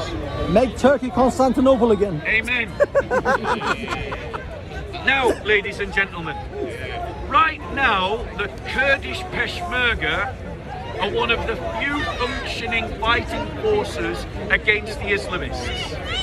I want to be clear, in other parts of Kurdish regions, the Kurds are persecuting Christians.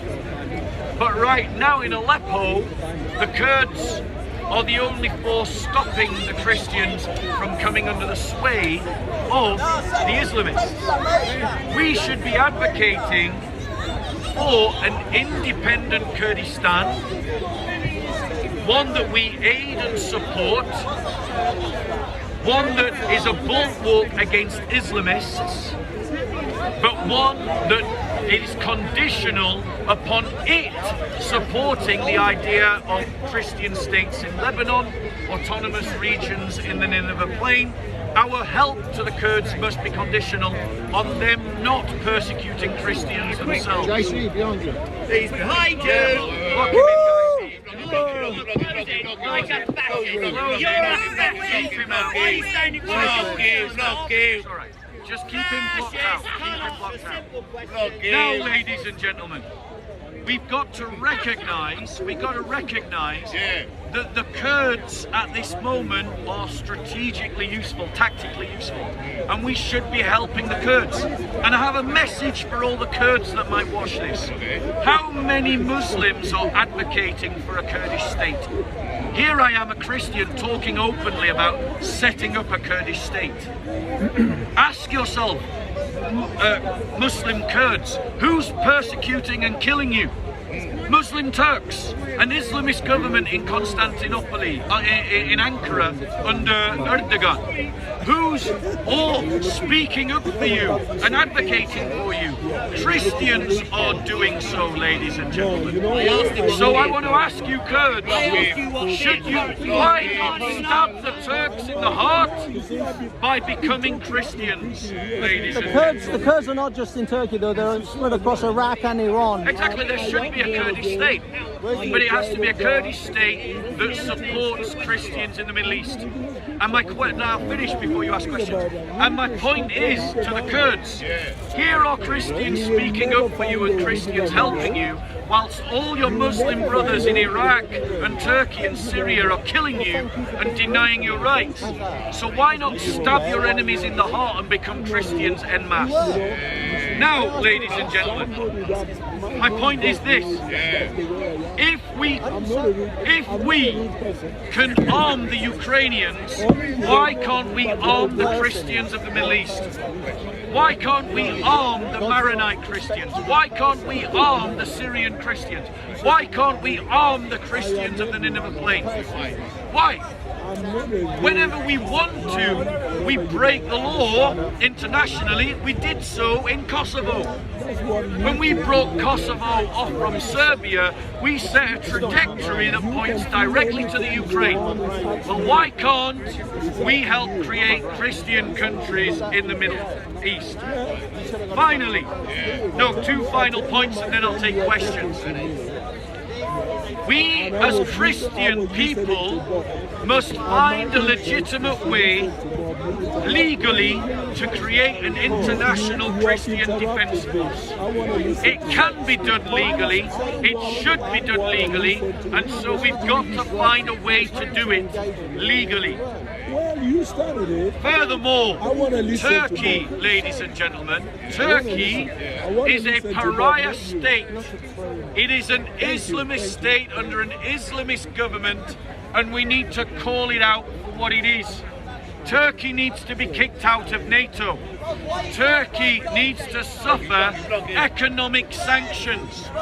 Turkey needs to be treated as the pariah state that it is and suffer sanctions and isolation for its support for Islamists and for its involvement in the genocide against Christians in Armenia, in Cyprus, and in Syria and Iraq when it helped ISIS. Turkey is a fifth column in the West. It is an enemy It is an enemy. It is an enemy of the West. It is an enemy of the West. And we should oppose Turkey as an enemy of the West. Any questions, ladies and gentlemen? He's not well, sir. No, you were harassing him. You were screaming at him and you were harassing him. He's harassing people in the park. Right, ladies and gentlemen. Right, any questions? Go on. Okay, yeah. Why is it that the media have to portray these terrorists, Islamics, as rebels? It's like they want to soften the reason why the media portray these terrorists as rebels that are legitimate rather than dealing with them as the Islamist trash that they are is because the Western media doesn't want to accept the scope of the Islamist problem. It doesn't want to accept that Turkey is supporting Islamists from Idlib. It literally, I heard on the BBC today, I think it was Laura Koonsberg, saying that the Islamists who were the Islamists leading this rebel movement had broken with Al-Qaeda, as if somehow that means that he's not still an Islamist. He's just created his own Islamist party.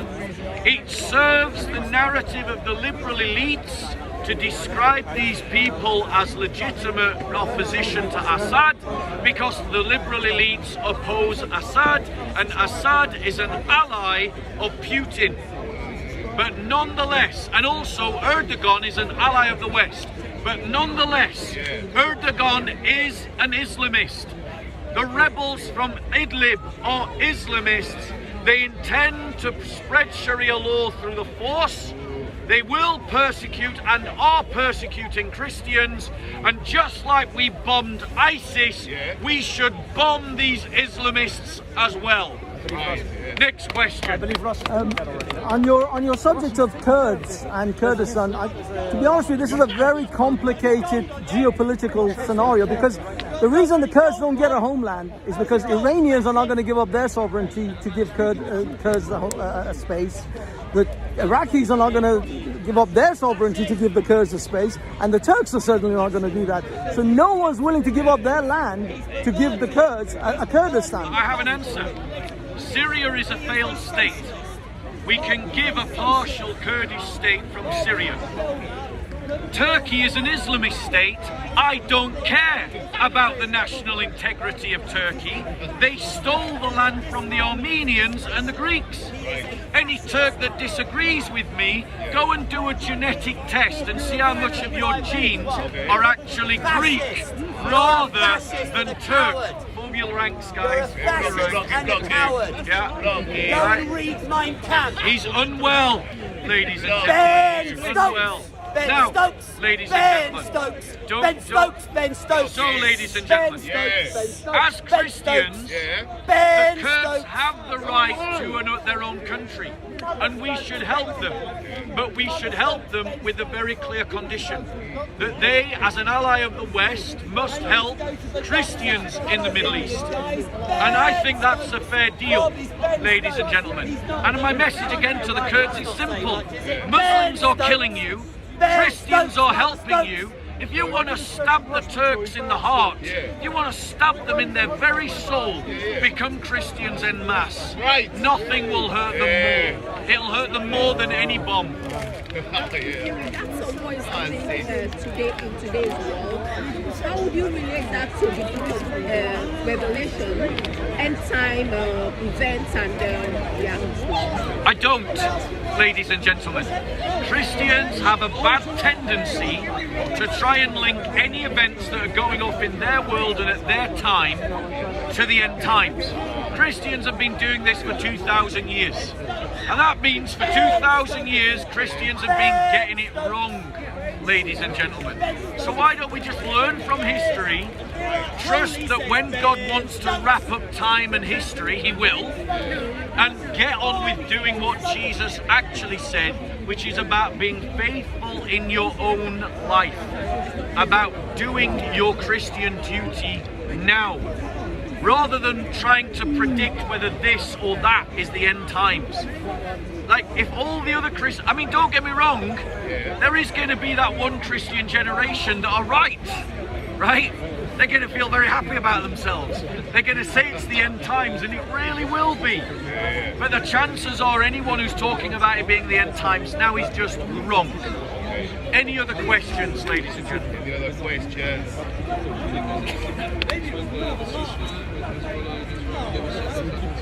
Yes, I do.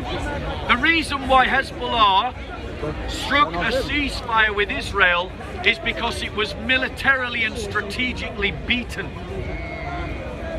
I mean, in an absolute amazing strike, Israel managed to maim and kill virtually all of Hezbollah's fighters. And my message to the Maronite Christians is this: there is no time better now than to try and liberate Lebanon from Hezbollah. Work with Israel. Help to fight, help to free your land from Hezbollah's grip. Because the only chance that Christians in the Middle East have to survive is if they control their own economy, their own politics, and their own security. And that's why, as Christians, we all need to be working for this. He really is not well at all. They've also run out of pages and walkie-talkies, I think. Yes, exactly. Strategically and tactically beaten. Any other questions? Form your ranks, guys. Form your ranks. What's a fiat currency? You've got all your little buddies round you. What's a fiat currency? You're feeding him. I'll stop You're taking feeding questions me. from you. What? Can I have a Mars bar, please? Right, I like a any Mars other bar. questions on topic? Well, this is Speaker's Corner. I'm allowed to heckle. I'm allowed to interject. Sorry, did you want to ask a question? Mine is a bit different because there are a lot of borders. Then stop. Christians are going to peace, like even Muslims. So when you find against the Muslim counter-attack, what could be done? Because it looks like they're going to be Christians as Christians, living in a Christian country. Right, firstly, Christians have got to let go of this idea that we're living in a Christian country.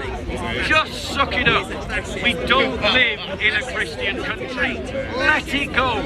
We are living in a post-Christian country, and so we need to think and behave differently. We need to use the law. We need to use the law against Muslims on the street in the same way that they do against us, by putting in complaints about harassment, alarm and distress. We need, as Christians, to organise ourselves to defend one another legally, to support one another. What you're doing right now is an example of unified work. We need, as Christians, to rediscover the idea of groupthink and to act as a minority in this country, using the narrative of being minority status to argue in our defence for our own rights, for our own practices. And when sectarians like this, who works with Islamists, or Islamists try to take our rights away, we do what we can to defend ourselves.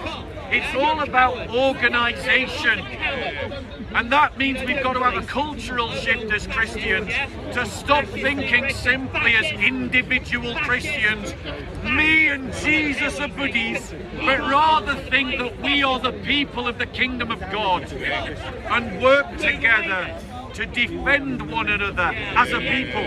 But if we are willing to defend one another here, we must be willing to defend our brothers and sisters in Nigeria, our brothers and sisters in Sudan, our brothers and sisters in India, our brothers and sisters in Pakistan, our brothers and sisters in Syria.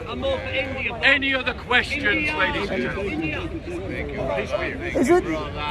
What that whole? Bob,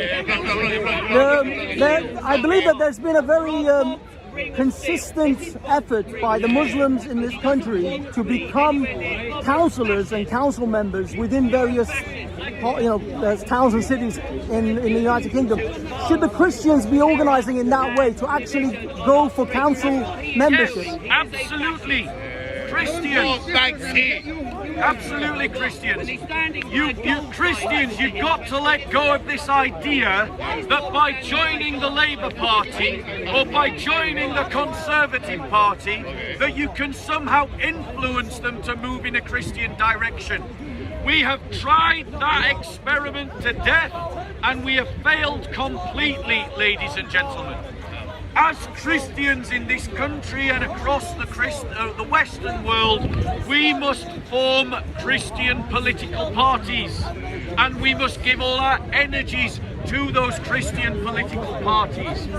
And so I openly invite every Christian in the Conservative Party, in the Reform Party, in the Labour Party, in the Liberal Party, to join with the Christian People's Alliance, a Christian political party in this country. Because, ladies and gentlemen, unless we are the majority of the people in such an organisation, we will never be able to influence it well. And this idea that we can has just demonstrably failed. So why keep doing something that doesn't work when, ladies and gentlemen, we don't have the numbers? That's why as Christians we need to form Benedict communities. All Christians moving into the same cities and towns and into the same constituencies and parish councils. Because only when we are a majority will we be able to elect Christian politicians who will stand up for the Christian community. Just like Labour is discovering today, where, because of the Muslim vote, we now have Islamists in the British Parliament calling for something that looks like Sharia law in the UK, supporting the Islamist agenda in the British Parliament today. Any other question? Christian Alliance Party how do they actually go out to give information how to meet them? Just type Google, just type into Google Christian People's Alliance Party. Just type into Google Christian Party, you'll find there's another party in the UK that is Christian. Until we organise ourselves as Christians to stand up for one another, nothing in the UK will change. We must separate ourselves from liberal culture, we must separate ourselves from the liberal elites, we must separate ourselves from the liberal agenda, because while ever we are married to the liberals, we will never be able to oppose them properly, and we will never be able to reverse the Islamist grip upon our culture and upon our country. Any other questions, ladies and gentlemen? Great, here's an example. Just after, ladies and gentlemen, Islamist terrorists butchered in cold blood over 1,000 Jews in Israel for just being Jews, we saw celebrations from the Muslim community celebrating that atrocity right outside of the embassy. And resultantly, as everyone would expect, Israel started to defend itself. And what did we see? We saw Islamists in our parliament calling for the military boycott of Israel right at the moment that Israel needed the support of its allies. There's only one winner from such a policy: Hamas, an Islamist terrorist organization. That is how the Islamist agenda is being pushed in our parliament, ladies and gentlemen. Secondly, here's another example. Here's another example. Bro, go away. Go away if you want to debate him. If you want to debate, you can come and debate. Would you like to debate? Right, stop heckling then. So, ladies and gentlemen, it's not like I don't give hecklers a chance to debate. Ladies and gentlemen, here's another example. The British Parliament, because of Labour's penetration by Islamists, is wanting to pass an Islamophobia law that will create a distinction in law in which Muslims are a cut above the rest of us. Because they will have their religious identity protected in a way that no Christian will, in a way that no Hindu will, in a way that no Sikh will. If they're going to pass an Islamophobia law, then we need to have a Christophobia law also passed so we can prosecute Muslims in mosques who are calling for dimitude and accusing Christians of being polytheists. A crime punishable by death under Sharia law. Next question, ladies and gentlemen. On any topic, or I'll go on to another speech. And be friendly. Exactly. Why don't we? The Labour Party tried to push Islamophobia, an Islamophobia month for the whole of November. I say as Christians that we make every November Christophobia month. Yes, right. Every November should be a month that the entire church around the world raises awareness about persecution against Christians and about discrimination against Christians. Right, and when you do that, you're going to see very quickly that Christians are persecuted in every single Muslim majority country in the entire world without a single exception. Right. And let's ask the question, why is that so? Since those countries are not united by ethnicity, economy, politics, or any other factor apart from Islam. Let's make the 20th of November Red Wednesday, a day to remember the persecuted church. Any other questions, ladies and gentlemen? Any other questions? Bobsila. I'll go, yeah? All right. Look after yourself. God bless.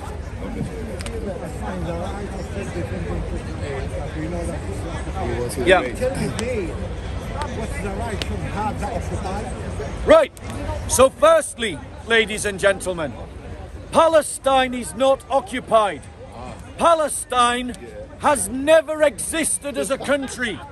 It is a fiction of history to speak about the fact that there is a Palestinian state. There never was a Palestinian state. The Ottoman Empire preceded the existence of the British Mandate. The British Mandate did not create a Palestinian state, ladies and gentlemen. The Ottoman Empire was overthrown by the British. But, ladies and gentlemen, what right do the Christians of Syria and of Lebanon have to defend themselves against Islamists like Hamas and Hezbollah and the Islamists from Idlib and ISIS who persecute Christians? We as Christians should not allow the Muslims to capture the narrative, to change the topic. We should talk about how Christians are persecuted across the Muslim world. Right. And let me ask you this. Do you support the creation of Christian states across the Islamic world? Answer. Do you know? That's not the question. Not the question. Notice he obfuscates. He did. Do you see how he obfuscates? He did. Obfuscates. Ask it again, Would you Bob. like to debate, sir? Ask it Come again, here. Bob.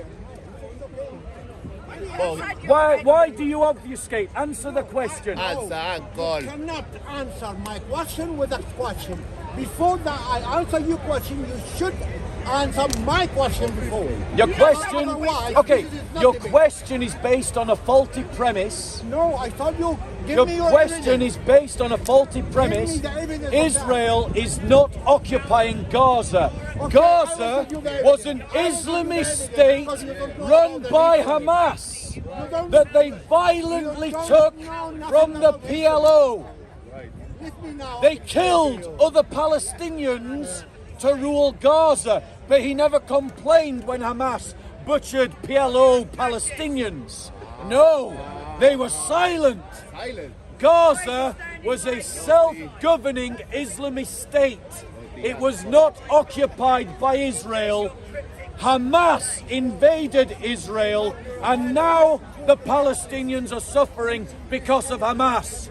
So they do not have the cause of self-defense because they are the aggressor. I've answered the question in full. Now he will answer my question. Do you support the creation of Christian states across the Muslim world? Yes or no? No, before that, answer the question. Answer the question. Answer the question I asked you. Wait a minute. Oh, we're going to wait a minute. Wait a minute. When Israel come to this war? When? Right. 1,000 years? Wait a minute. Let me finish. No, because if you want 3,000 years, when Yes. Jacobites arrived, okay. Jacobites arrived 3,000 years before Jacobites. What was that land? Right. Can you tell me who What's was the answer occupying to that my land question? before Jacobites? Do you support the creation of Christian states across the Islamic world because of Arab Islamist occupation? Every time when I'm asking, Answer the you skip question. another one. Do you want to come in? Go in. Why you don't answer? Why don't you answer? And I'll tell you why he doesn't answer. Why? Because he doesn't support the creation of Christian states across the Islamic world. There's no such In thing other as a words, Christian state. in other words, You he fascist. supports You the fascist. occupation You of fascist. Christian Say you lands go to your by Bible and Muslims. start, you're a fascist. He supports the colonization of Christian lands by Muslims. I will answer you. I will Go on, answer you. answer the You question. are Stand there, bro. Stand there. This is Stand there. fascism. Go on, answer the question. Talking about Christian nations, There are that is also fascism. Palestinian There is no That is not the question.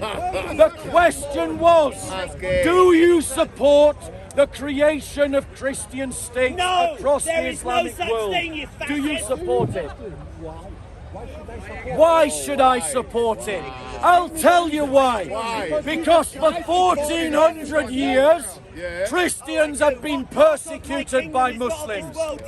Because 1400 years ago, Arab Islamists invaded Christian land and colonized it and Arabized it. And notice the Muslim is silent about that. He's okay with it. And that's why you must not allow them to capture the narrative. That's why you must speak about Islamist occupation, Arab colonization, Muslim persecution of Christians. Whenever they talk about Palestine, you must talk about the persecution of Christians in the Muslim world. Ladies and gentlemen, I'm going to give him one more chance to answer the question. If he doesn't, I'm going to take questions from other people. Do you support the creation of Christian states across the Muslim world? Yes or no? Why they bombard? Okay, as you can see, ladies and gentlemen, he doesn't want to deal with the question, so I'm going to take questions from other people. Anyone else? Any other questions? Palestinians lived in Palestine Is it part of their religion? years. We're going to So move always use this strategy and tactics of playing the victim. No, ladies and gentlemen, it is a strategy of convenience, because in our world today, in the liberal world, where we've forgotten the history of 1400 years of Islamic aggression, and we always talk about defending minorities, the convenient thing to do. That attack is a nightmare. Keep bumping into everyone. They celebrated the conquest, occupation, and the oppression of Where to go next? Okay, it's getting a bit dark, guys. It's getting a bit dark.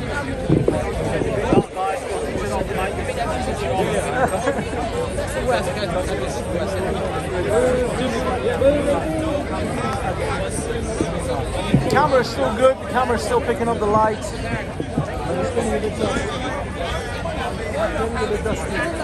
Hey, how are you, my friend? I'm talking to you last week. So I'm not too much there.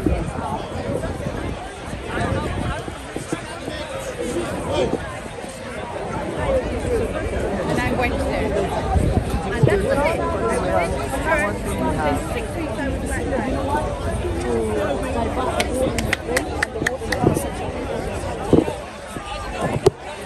I don't know why the police are not stopping them from praying, because you're not supposed to be praying at the park, and especially at Speaker's Corner. But again, the police don't seem to know what the hell is going on and what the rules are. Yeah, that's what I'm saying. Oh no, I thought he can't bend down. Yeah, he can't bend down either. Police are no longer aware Can you use a chair? of the rules of the park. Use the chair. And the Muslims constantly ignore the rules of the park. What are you doing? I'm recording an illegal activity. That's not illegal. Yes, it is. It's okay for Christians to chant. No, it's illegal to pray. In chorus. It's actually That's against prayer. the laws of the park to pray at the park, especially in an assembly. That's a form of prayer. Chanting in chorus is. This is where Speaker's Corner is. Why does that bother you? Call the police. The fact is, it bothers me because it's the rules. We obey the rules. The police are over there. I'm going to talk to them once I get the evidence of what these guys are doing. And what are they going to give you money? Why are you Are you a Christian? No, I'm just one for the rules. He's an Iranian. He doesn't like Islam. Who are you? I'm a citizen. Rule do you follow? I am the citizen. Tell me what rule do you follow? I follow the rules of this country. What rule do you follow? And the rules of this party. What rule do you follow? The rules of the I know you're a criminal. No, you're not supposed to. You're a criminal. You're supposed to go out there and do it. That's not your job. That's not your job. Don't listen. It's my job to make sure that it's What was your recorded. job? I give it to the What was police. your job? Who has the job? Who gave you this job?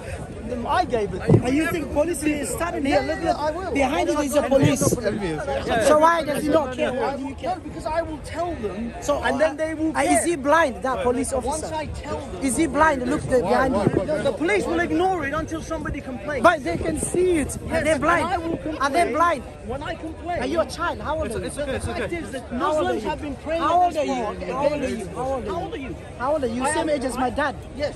So what do you want? So Why are I'm you still acting gonna as a- do this. Why are you acting as a child? It doesn't change. What you The on about? rules are you shouldn't What are pray the at the rules? park. What are the rules? The rules of the park are you shouldn't pray. No, that's put not your true. prayer mats That's down. not No, true. it is. That's not Those true. are the rules. That's That's what not the true. police. I'm going to pray I don't right care. now. but the Ya fact Allah, Ya is- Allah. No, you can do that. Yeah. They're not supposed Go to put on. prayer mats down and actually pray in Go an on, organized go on, fashion. go on. But why is The that Muslims bothering have you? been aware They're of not- this they're not for money- at least Stop 5 mentioning the word years. Muslims. Yeah, because you're Get Muslim. rid of that You're word from your Muslim. mouth. Muslims. Say some Muslims. Muslims. Say some Muslims. Muslims. These Muslims. Say some Muslims. Muslims. Give us the You evidence. can't Give idiot, us the man. evidence. He's Yeah, what can't evidence? idiot. That we're not allowed to. Okay, let me go get the police and then we'll have a chat. Idiot.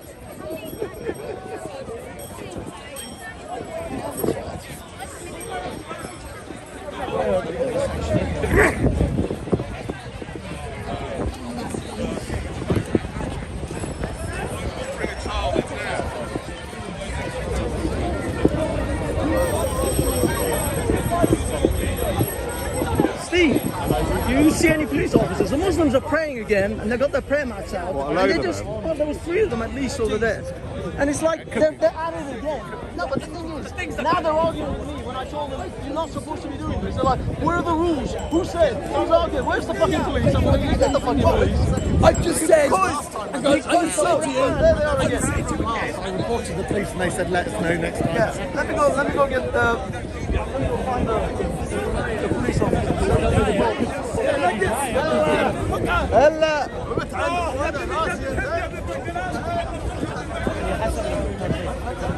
My point to you is that The Muslims are praying again. Shall we get the police? Can some... I don't see any over there. I'm not talking to them over there.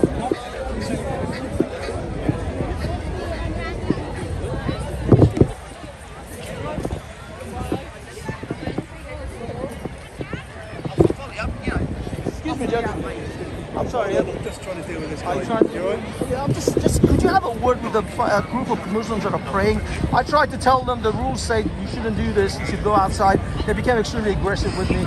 So I just said, I'll just tell the police. Okay, you told us. Thank you. Yeah. You guys are not going to really deal with it anymore. Where are these guys? They're just literally there, 3 of them with the prayer mats. This was like last late.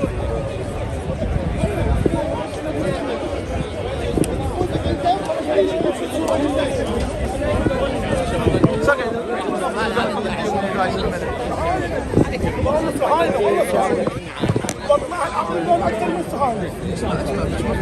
انت اللي مقلق يا اخي ما مقلق ولا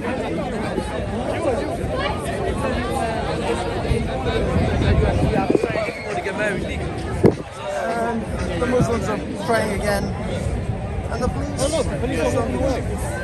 it's alright, they're gonna come and deal with it in a moment. We're just gonna get some evidence whilst we're waiting. It's become a very contentious Sunday this week. I've been approaching a lot of people. What did the police say? It's alright, they're gonna come. They're dealing with someone now and they're gonna come and talk to these guys.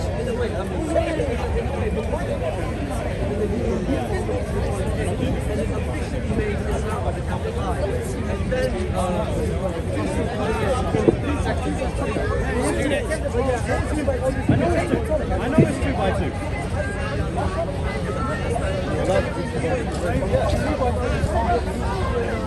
The only reason is because obviously he's got.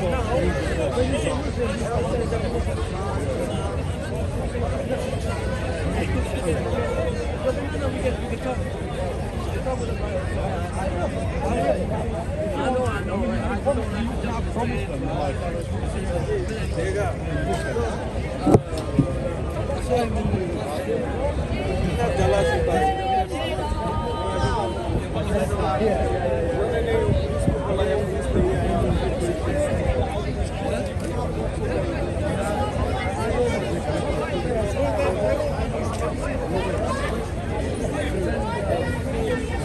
Yes, indeed, ladies and gentlemen. As always.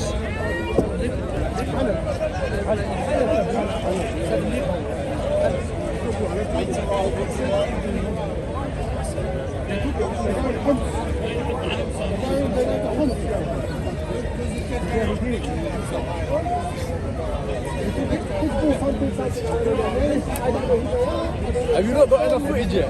Sorry? Have you not got enough footage yet? No, because the fact is, if they ask me for the footage, then I have footage to show them. You're trying to get them a good outing. Well, it's the fact is that we all know the rules of the park. Yeah, we do. 2 And, by 2. And if you guys don't want to abide by those rules, Have you not got a good 20 minutes in though? yeah, I got the other guys, I got you guys. There's somebody in jail. It's done. But the fact is that when the police come and then you guys deny the fact that you were praying, then at least we have the evidence. Yeah, look, we're lying. No, you already have. They're going to come over. Once they're dealing with something else right now. What? Give us what? No, we don't have any conversation. We just have someone videoing us praying. Which is The police weren't interested. publicising the fact that Muslims care about Islam. There was 3, now we've Despite it looking like there's a lot. It's the usual insincere people walking around. So, unfortunately, not having actually conversation. Guys, the sound coming in good. Can you hear as well? Don't worry in chat if you can hear us. W in chat? Yes. If you can hear us, yes.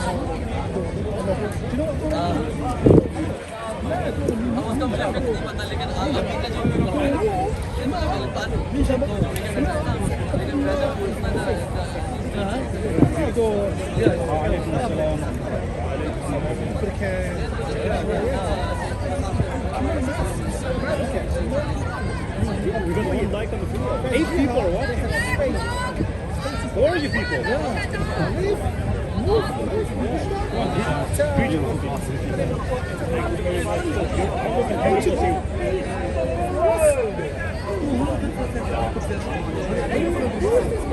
I brought peace to Northern Ireland.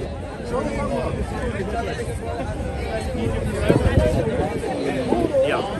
These are the characters that we get as we go. Just a bit of advice to people. Yeah, that's how we. Let's actually move on. We don't distract the brothers. So we got it. Jeddah, we were never taken over by Spain. We were taken over by France. When we were close, we took the Doro, the meaning, Doro. وفهذا هو اسبانيا وفرنسا whenever they get business with us, whenever they get business with us, or they wanted us to pay in our money. علاش our money الدرهم مثلا it still had silver and the majority Mansour, you know this better than anyone else. You know they shouldn't be doing this. You know this. They had less and less silver in their money. You know that they shouldn't be praying. According to the laws of this part, that you know better than anyone else. The bylaws are no group praying. That's a group. All right. Anything more than one is a group. So when two Christians singing here, it's a group, right? No, the fact is you can go ahead and complain to the police for that. No. The Christians when two Christians sing, I'm not here to debate you. One second. I'm just saying to the police. But I'm here to refute you. I'm here to refute you, so you understand. So when two Christians sing in prayer, is there a group? You can go ahead and complain. I'm asking you. Go ahead and complain. No, it's not complaining. Why are you now allowing double standard in your all I'm saying system? is, if you don't like Christians, do you agree two Christians singing and praying in the park? If they're praying and I'm asking you. I'm asking you, do you agree with them? Do you agree with them? Praying and singing together? I don't care. It's not my problem. I do care. You care about Muslims? Yes, I do care. That is the because the Muslims have done this for years and nobody stops them. They'll put out the mats all across here. No, we abide by the law. We've seen it before, and if you don't push back, they'll occupy the whole space. They've always done. Fake Christian. Occupy. Are you a Christian? Why are you hiding? Stop lying. Okay, I'm a Christian. Yes, you are a Christian. Okay, if you're not a Christian, say Jesus is a false god. I don't care about Say it then. Say Jesus is a false god. I say because Allah you're not is a a false Christian. god. Oh, he's a Christian. We know that. Yeah. He said, I'm not a... He's happy with Christians. Two Christians in prayer. I don't care. It's okay, I'll be back with the police.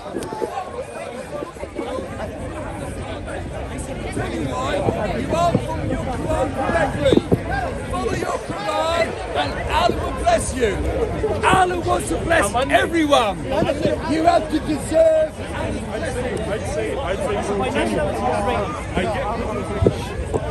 Where are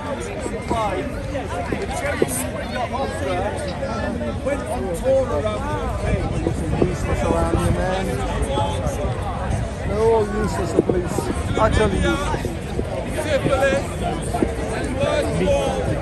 unwanted pregnancy. Right? Now, basically, gentlemen, I know, and ladies, if there are any here, I know that you might complain. Alright, guys, been a little bit confrontational today. I've been messing with the feminists. Now we're screwing with the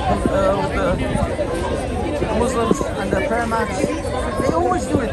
They always do it. If nobody pushes back, they will do it constantly. I'm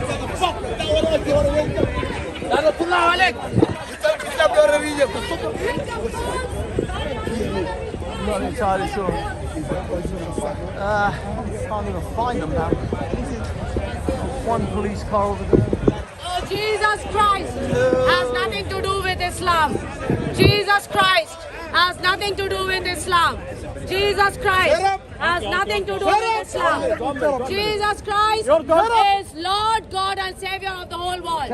Jesus Christ is coming again as King of Kings, Lord of Lords and God of the heaven and the earth.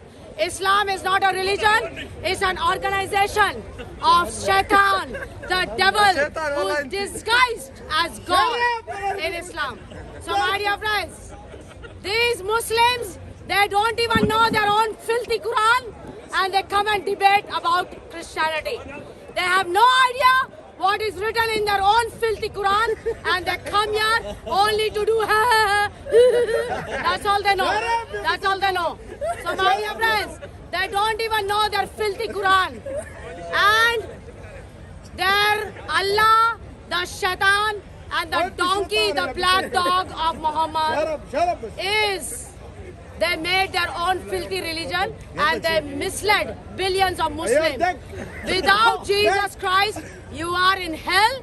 With Jesus Christ, you are in heaven and eternal life. If you go and worship Allah, go and worship Allah. Muhammad is a donkey. Muhammad is a sex addict. Muhammad. Okay, my dear friends. Muhammad was a sex addict donkey of Islam. He had sex with a 9-year-old child at the age of 56, and these Muslims, they believe in a 56-year-old man who had sex with a 9-year-old child. So these 2 billions or whatever billions Muslims are lost because of that filthy, disgusting Muhammad. Jesus Christ. Jesus Christ is God, not a Muslim, nor a prophet of Islam. Islam has nothing to do with Jesus Christ. The East of Islam is the Antichrist. East of Islam is the Antichrist for Christians. Islam has nothing to do with Jesus. Islam is an organization made by Muhammad, the black dog of Allah. Who Allah is? Allah is Shaitan, the devil who is disguised as God. They can't even defend their own religion. When you ask them questions, they have no answer. They say, Allah knows the best. If Allah knows the best, then what do you know? Huh? Allah knows the best. Allah knows the best. Every time Allah knows the best. They cannot defend their own religion, and they are here only to shout, yeah, they'll do that. That's all they know. But they cannot defend. If they think I am wrong, then let them prove it right. Yeah? But they have no guts. Because Islam is the filthy religion of Shaitan, the devil who is disguised as Allah, as God. Because in the Bible it says, devil wants to be worshipped by the whole world as God.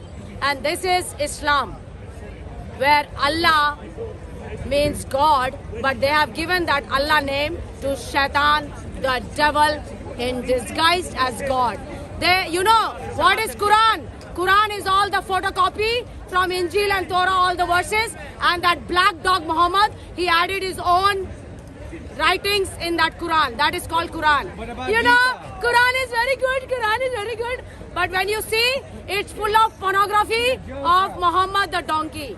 So my dear friends, we want this. We love these Muslims. We are not hating them. We want them to open their brain, open their hearts to know who Jesus is, because Jesus is God. Jesus is God, and He will give eternal life and heaven. Without Jesus Christ, it's hell, and with Jesus Christ is heaven and eternal life. With Jesus Christ is heaven and eternal life. I'm asking them, I'm telling them to question about Jesus Christ, to question Jesus Christ. If you are God, why don't you do this for me? And He will do it. So my dear friends, Islam is the Antichrist. Islam has nothing to do with Jesus Christ. The East of Islam is the Antichrist according to Christians. So my dear friends, these Muslims are lost. These Muslims are lost by the black dog Muhammad of Allah the devil. And we love them. We want them to come to Jesus Christ for eternal life. In the Bible, Jesus said, I will destroy Allah the Shaitan and Muhammad by the breath of His mouth. Jesus will destroy the Satan who is Allah, the devil, by the breath of his mouth. So my dear friends, We love you all Muslims. Open your brain and come out of the cult of Satan, the devil. We love all. Amen. Amen. So, Is this lady going to heaven? okay, ask your Hell mother. no! Hell no! Your mother knows about it. Ask your mother. Okay, guys. We're moving, guys.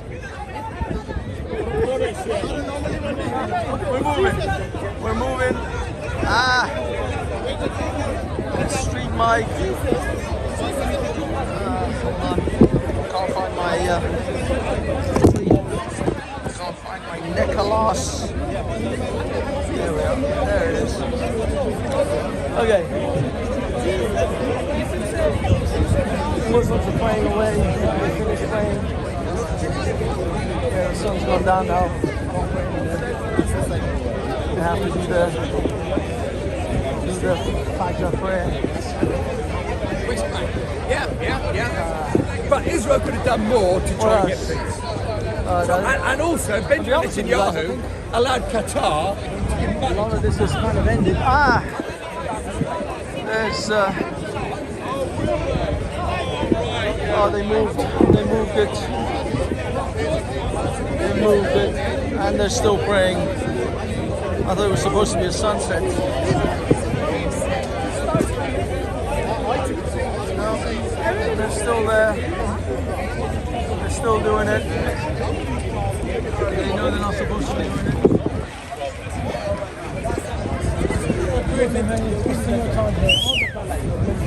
And you can't help, you are asleep.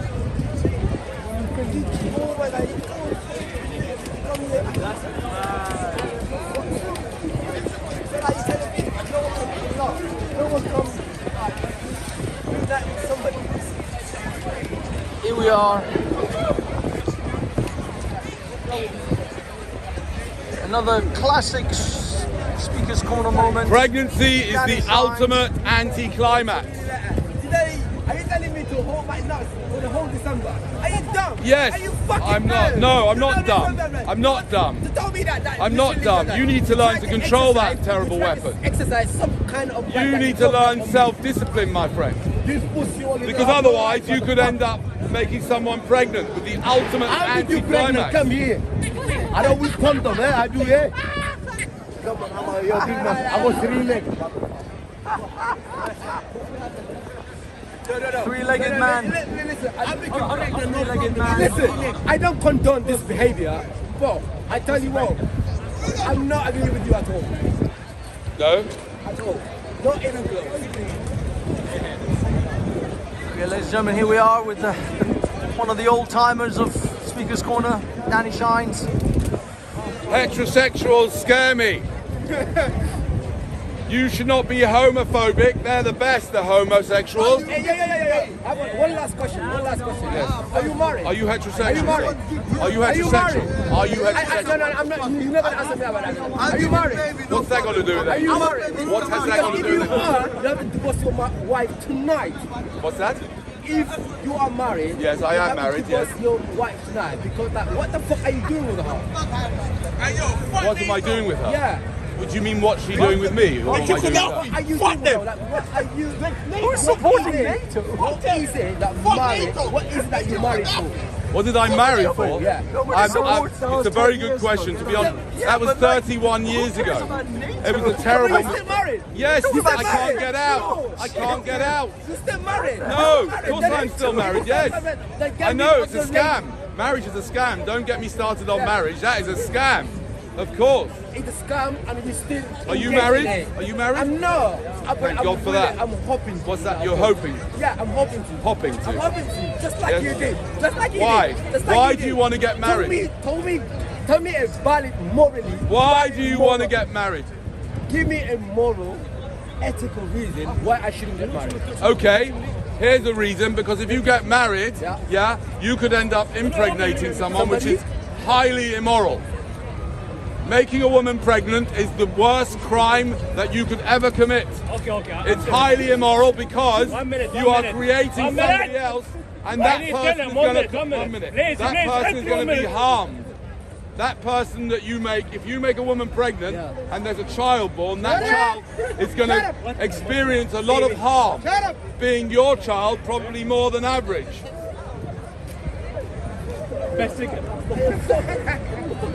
I know it's difficult to get your head around, I know.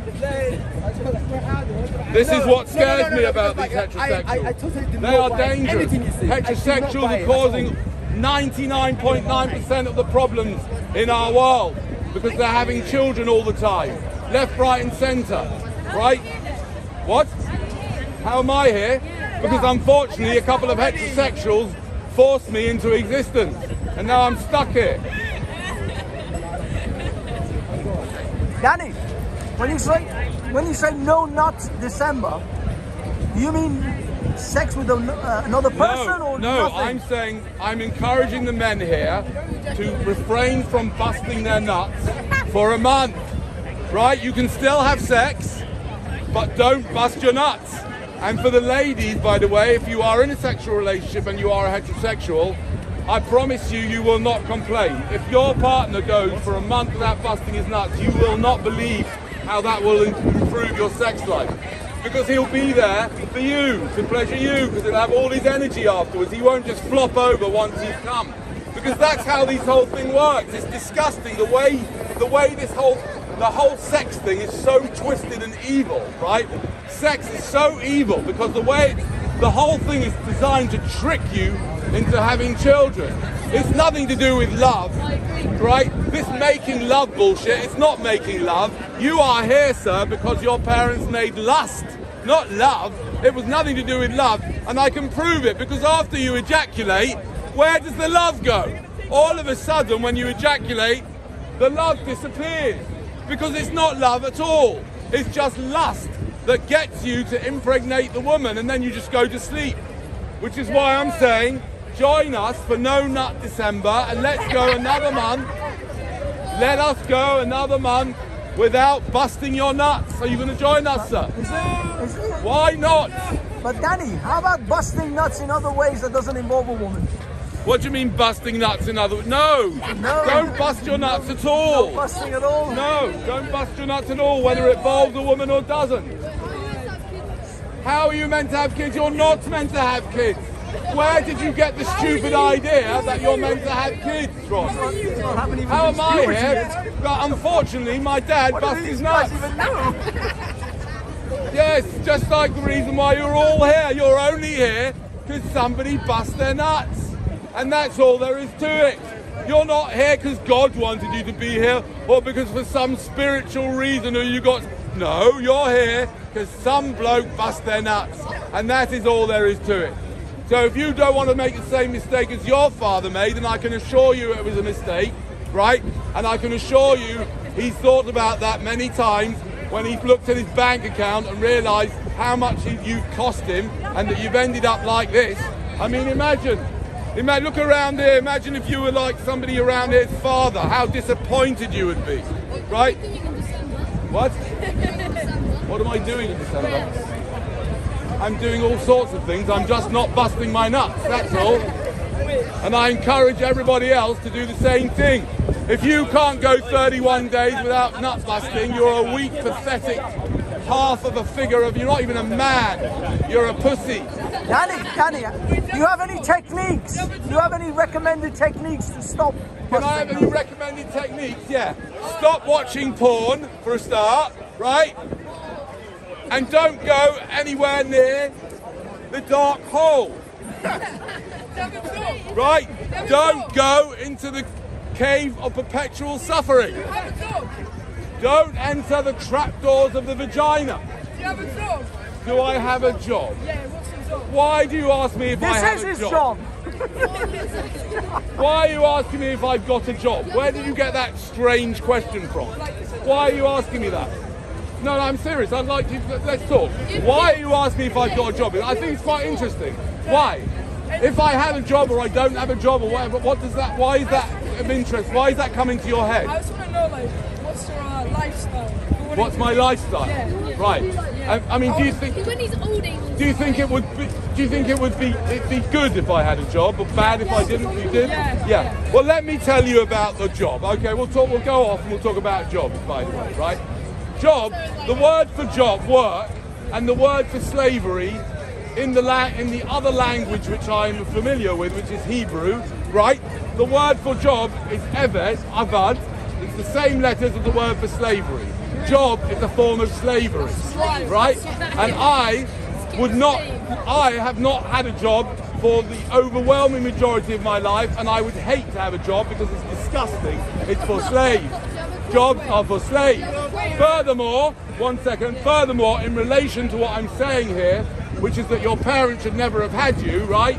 The fact that your parents had you, they should be paying for you. They should give you money and make sure that you don't need to have a job. The only reason why you're going to have a job is because your dad bust his nuts. That's the reason, right? If your father would not bust his nuts, you wouldn't need to have a job, right? So you should be going back to your parents and claiming compensation from them for their behaviour that night when they had a good time at your expense, right? Your life is the price you pay for somebody else's orgasm, madam. How do you feel about that? It's not acceptable, in my opinion. And you need to go back to your parents and tell them you've figured out that actually they didn't do you any favours at all. They were just having a good time that night. And you came about as a kind of anti-climax. Accident, right? Most of you, certainly from your father's point of view, he wasn't thinking about you when he was on top or underneath or in the toilet with your mum, was he? He was probably drunk at the time anyway, half of us. Our parents are drunk at the bloody time, right? Danny, do you believe in the assisted suicide bill? Do you believe in the I'm giving you some layups here. Do I agree with the assisted suicide bill? I'll tell you something about the assisted suicide bill, right? Let me tell you I'm going to try and explain this in under 5 minutes, but I don't know if I'll be able to. Let me explain to you the fundamental trick that is beneath corporations and governments, yeah? There's one fundamental trick that allows human beings like you and I to do the most hideous, crazy shit, right? Under the name of government and corporation. And it's a superstition. It's a superstition that we've all been brainwashed to believe that somebody has got the right to do something that we don't all have the right to do because they're in the government, right? The question about assisted suicide, it's not really assisted suicide, the assisted dying bill, right?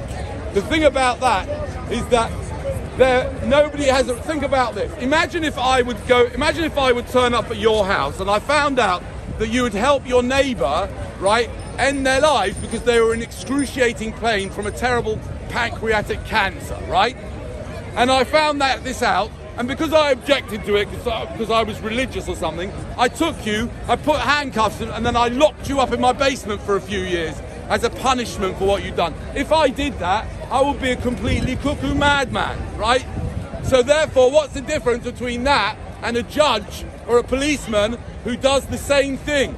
There is no difference. Only difference is that we've been brainwashed to believe that because you're a judge and because it says so in the rule book, that makes it okay. But no one has the right to initiate violence against somebody who's peaceful, and therefore the whole idea that there's a law that makes it illegal to help someone do something that's legal, that is completely nuts. There is no other law. There is nothing you could do that is legal that someone who helps you do it can get put in prison for. That's ridiculous.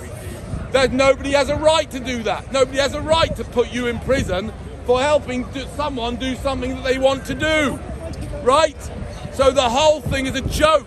The current law is a scam, just like all the drugs law is a scam, just like all the public order laws are a scam. Because if you take out the government or the police do it, and if you were to derobe a policeman and watch him, take some, I don't know, cannabis from your pocket or cocaine or anything and then put you in prison, he'd be a fucking nutcase if just some bloke did that, right? Which proves that the whole law is a load of bollocks in the first place. So the Assisted Dying Act, right, you know, it's obvious that it shouldn't be a criminal offence to help someone die if they want to. It's madness. All right. Anyway, back to the kids. Are you thinking of having children? Are you two together? Are you thinking of procreating? Not yet. What do you mean not yet? I am talking about ever. Are you going to ever procreate? Gentlemen, what? We are going to move Why? on a little bit from Danny. See what else is going on. A little shot Why of that, not? All right, let's deal with that one. Wonderland. Oh, life is a gift, is it? What? It depends on how you raise your children. Oh, really? Really? So you think it's a gift, is it? Well, let me just explain to you that. Yes. What's that got to do with it? It's not a gift. My parents didn't give me a gift. What kind of gift is that? But you can't give back.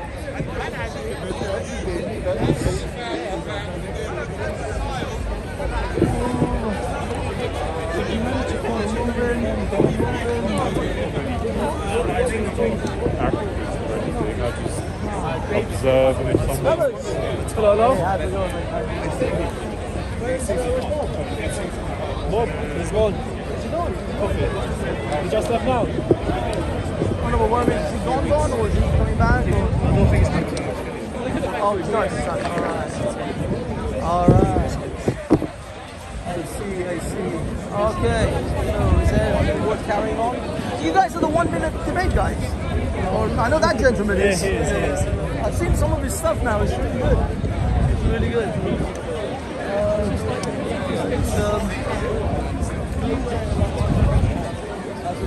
Okay, ladies and gentlemen, not a lot is going on.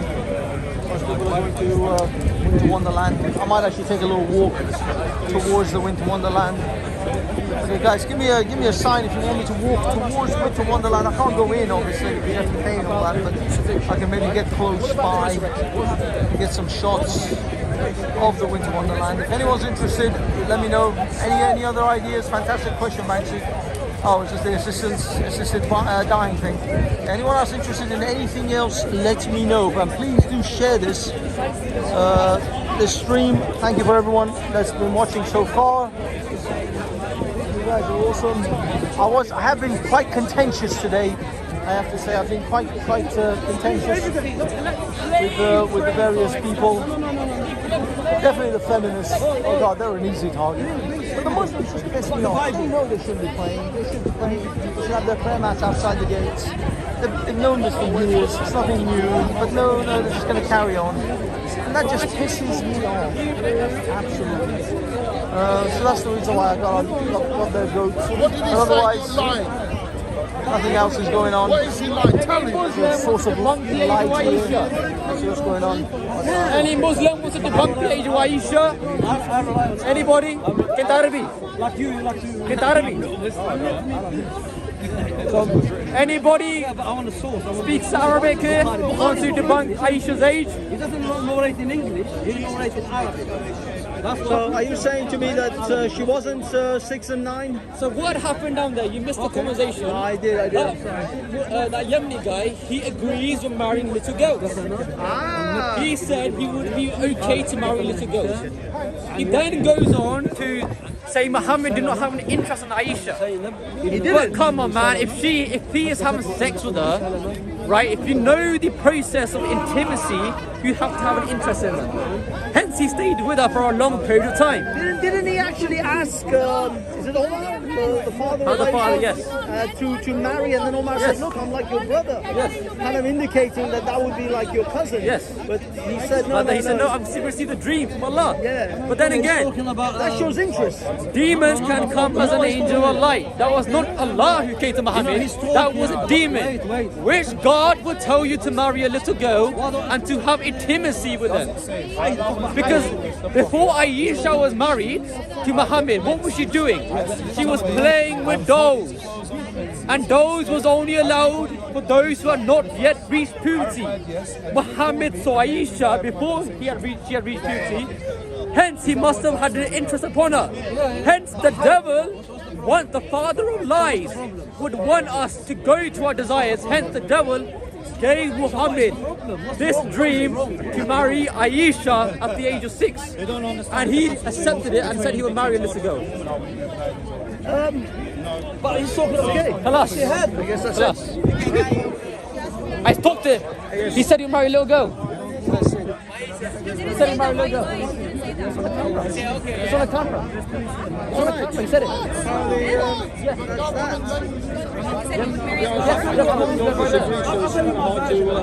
I should take a devil's advocate perspective. I can't be asked. I'm going to tell you something now. Did you hear that? Did you hear that?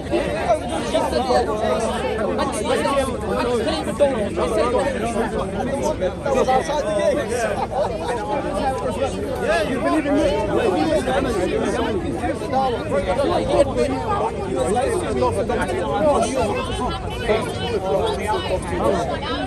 Do you believe in me?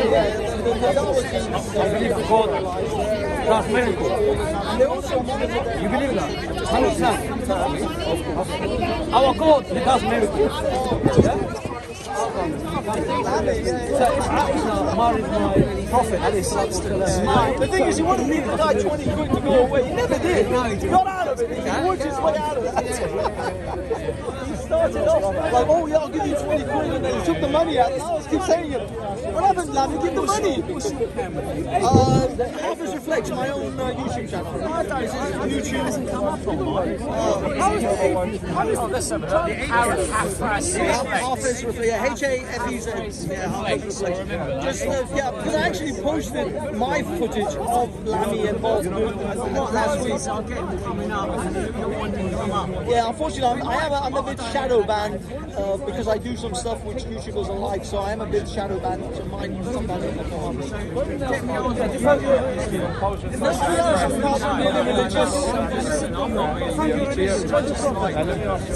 The debates. Just find it. The thing is, for me, because I came here around 2018,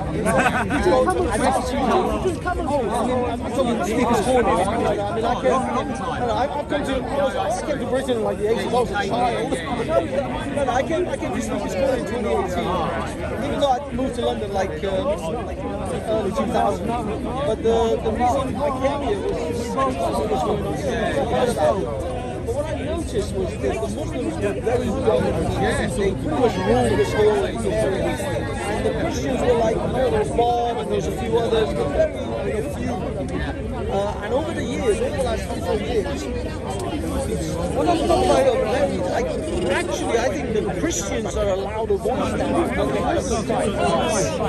And it was, the pushback was quite significant. And I'm quite impressed that, and not only sort of Christians that are sort of, you know, like, because in Britain we have a lot of kind of what I call Christian light.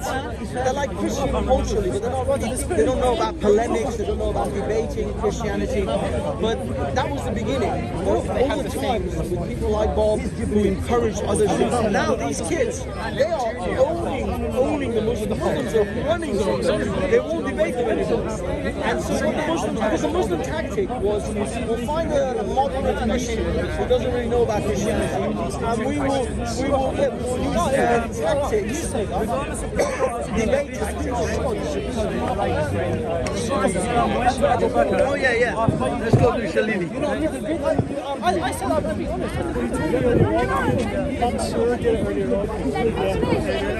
Man has become selfish and woman has become, only seeking for advantage from the man. But when you date somebody, it's from both the sides. It should be giving and taking, receiving and giving. It's from both the sides.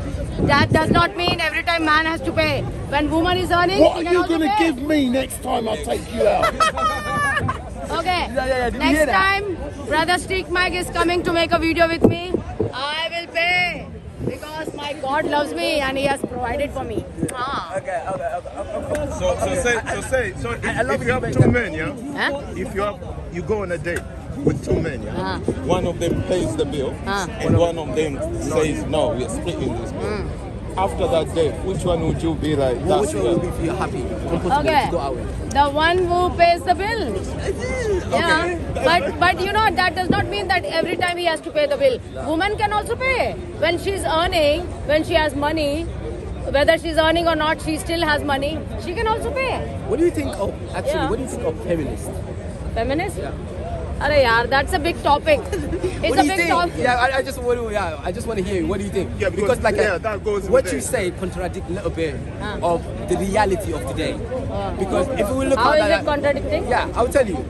It's contradicted because majority of young girls today literally they do not share the same mentality that you have right now.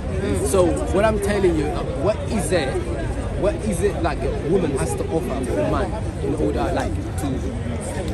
to come together as in that hill? Because on top a relationship between man and a woman. Because if I will have to pay the utilities, the bill, whatever, then what's the role of the woman in that relationship? Okay, if the man is paying the utility bill, the woman has to cook the food, make sure she cleans the house, make sure everything is ready when the man comes home. I can do that too. It is give and take matter in a relationship, and it's compromises.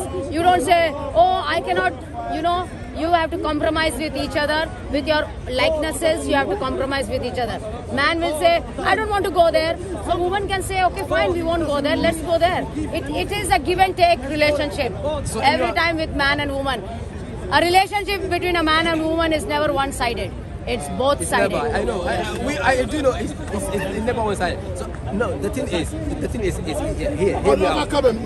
In the chat, someone has just said his missus rules the roost. She rules the world. Yeah, she rules the house. Yes. She rules the house or she rules over him? My missus rules the house. Yeah. Or ruling over him? Yes. Okay. My missus also. Mrs. You know that a lot of men that can't go even in argument with Mrs. Street. First of all, man gets scared of his wife. That's all. That is true. He can talk very much outside, but inside the house, he is like a rat inside the house. He don't get no boom boom, does he? Like a mouse. Yeah, he's like a mouse. Yeah, he's like a rat inside like a mouse inside the house. So, my dear friends, I tell the woman, don't make your husband like a rat. Let him also have freedom of making decisions. Don't rule over him.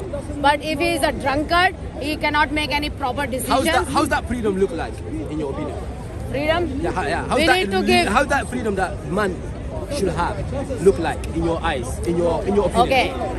Freedom means loving each other and respecting each other and compromising with each other in a relationship.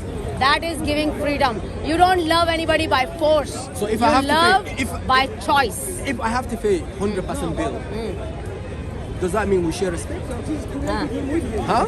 Pardon? I said, if I take you out the bill, pay everything, does that mean that we share and the respect? you are the man of the house, yeah. It's okay. But does the that woman... mean we share the woman who put man in doghouse will soon find him in cat house. If man is earning money and if that bills are not, that money is not sufficient to pay the bills, if woman is earning, they both have to share. It's not my money, your money. You cannot do that in a marriage life. It's both money, both of us. So it has to be spent in the house for in the interest of the house. It is your family, it is your children, it is your wife, it is your husband. You have to build that house together. You cannot say that is my money, I'm not going to give you. It does not happen like that, my dear. Let me jump in. Okay. What do you think with the men today, young men as us? Yeah. What do you think we suffer from? What do you think young men are suffering? What do you think we suffer from? Are you married? No, like when we see a woman, what do you think goes in our head? Okay. When nowadays young man, don't say sex, please. Don't say sex. Why? What do you think? Because they are still making the design. Okay. Sometimes it's not like it's not about that. It's not all men what they are looking for. Is sex. No, it's not all what we see. So young men, they want to have a woman in their life, but they are looking for a good homely woman who respects, who loves him and who loves him without conditions and who is, willing to be with him in good times and in bad times. That is called a loving relationship. Yeah, but like it doesn't know what this way nowadays, kinda. Because nowadays commitment part in the marriage is gone. They don't want to commit. Okay, No, so, but- so it, okay, hold on. So if because you just say commitment is gone, it's not there anymore. So because I do know that commitment is gone, it's not there. Why do you think I will suffer myself to try to look something, to try to commit to somebody? Why do you think I will do that? Okay, another thing I will say that he wants to have a woman in his life, but I can only say there are many wrong women will come in your life. But when you pray to God Majority of and them are wrong. ask God that give me the right woman, and God will bring that woman in front of you. Don't worry. God loves you and He wants you to have a good life, a good wife, and a good marriage. Listen, you see, you are backing up your argument with God. You see, Listen, if nobody a man can approaches you and says, God send me to you, would you accept? Would you accept that? But if his character is filthy, do you think God sent him? No. Okay, imagine he just come after you and then say, God. Of course, I will test him. What is exactly? So like And you know, these men, they say, oh, woman should be like this, woman should be like that. Arey, we also have a choice. I'm not going to have a man who has a big nose and big everything and like a frog he's looking. That is not my choice. I want a good-looking man as well. Of course. You can have your own choice. You want some things to be big. You want some things to be big. You want some... Whoa, that was Okay. In the end... Hold on. The thing with the man you want to be gigantic... Okay, in the end... No, hold on, not big, but gigantic is his wallet. Yes, big wallet. Okay. No, just that. So, my dear friends, nowadays, the sex in a marriage life is no more a loving relationship. Nowadays, the sex in the world is only for physical lust. But God has made a man and a woman together as a husband and wife, and they need to honor the sex life in their marriage as well. There's a lot of people that claim to be in love. Why are you disputing their love? I think we may have to wrap this up now. In what way they are in love? What way? They made a claim that if you can see it in the reality, they are showing. They're in love. You don't have to show your love to the world. Nowadays, young boy and woman in the train, they are kissing each other, they are hugging each other. Why don't you do that in the house? Okay, we're moving. Why there is so much divorces and there are only few marriages?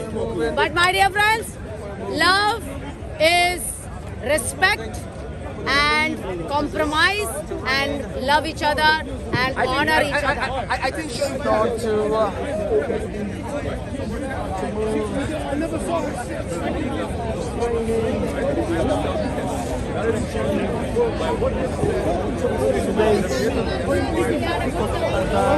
how are you? 1 minute, man. But in a good way. Yeah, I saw your stuff. Great stuff. Especially that compilation you guys put together. Good, really good, yeah. Good work, keep it up.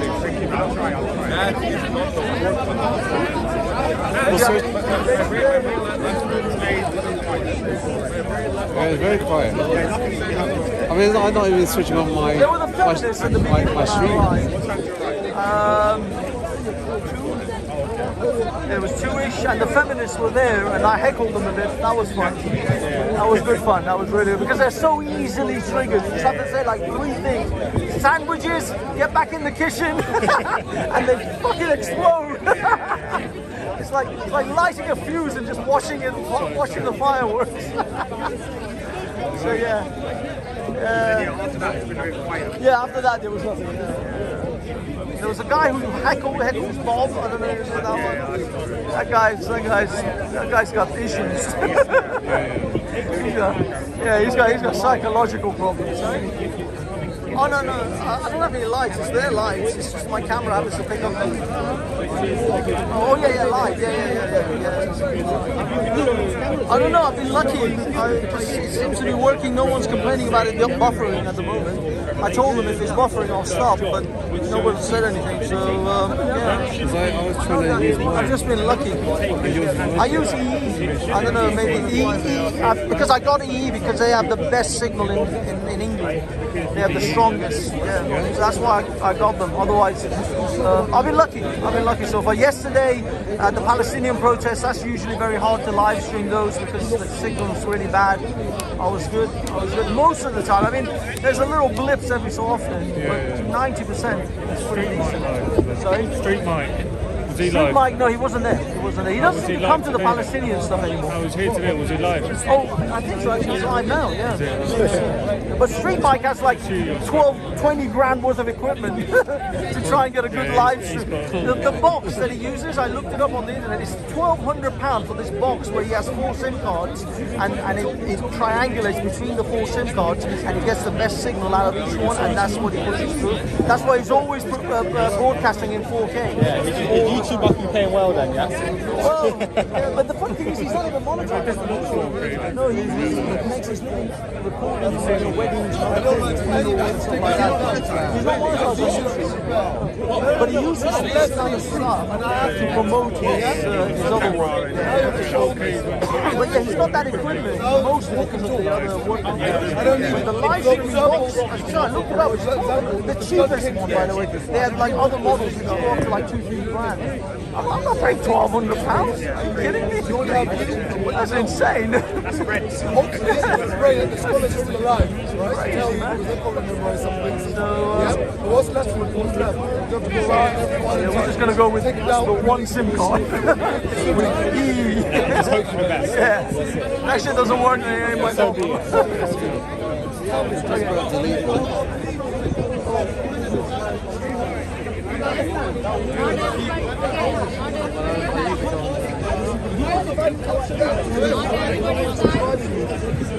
You mind if I just... I'm just going to delete that. Paul Duchen. Excellent, sir. Thank you.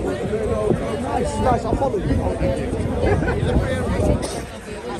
Street Mike, he's out. He's leaving. It's the end of the day. The friends around. Let's capture Street Mike on the end of the day. I'm meant to be out of here at 4 o'clock. Oh my God. I'm late. Oh my God. Street Mike, 5:15, an hour and 15 minutes overtime. Yeah, man. No pom-pom tonight. Well, you know, Mr. Street Mike, there is an old saying that I said it before. Go on. Wife who puts man in doghouse will find him soon in cat house.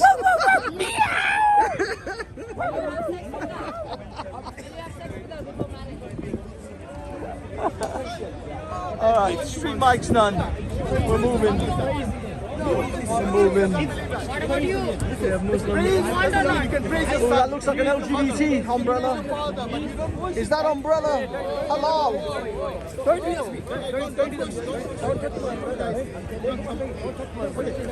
So you see what I mean? Jesus was not an atheist. That umbrella looks very LGBT. I'm not sure if it's halal.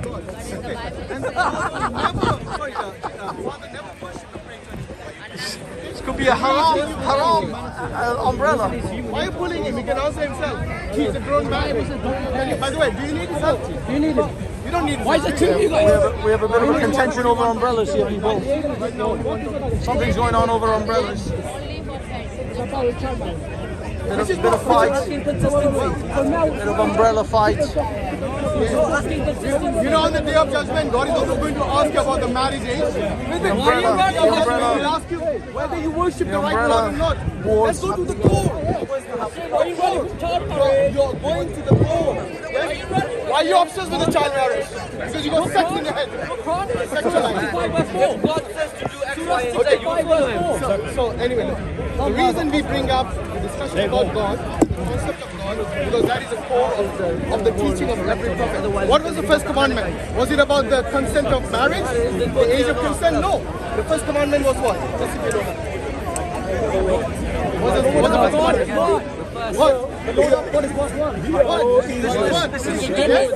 This is number 6,732 times we discussed the age of Aisha. It's boring. I don't care anymore. Yet again, here we are. Remember by the rabbi? On the 6 billion time. I just say yeah. I'm wrong. Yes? Going round and round here. Okay, we're moving on because this shit is boring. Nothing new happens. Okay, let me get a shot of this Winter Wonderland before we end the stream. Let's go, because it's raining and it's dark and generally all around crap. But there's the Winter Wonderland in London. It has become a bit of a tradition now. That's what we can see from here. Let's see if we can zoom in a little bit. Oh, look at that. Look at that. Through the trees. It's beginning to feel a lot like Christmas.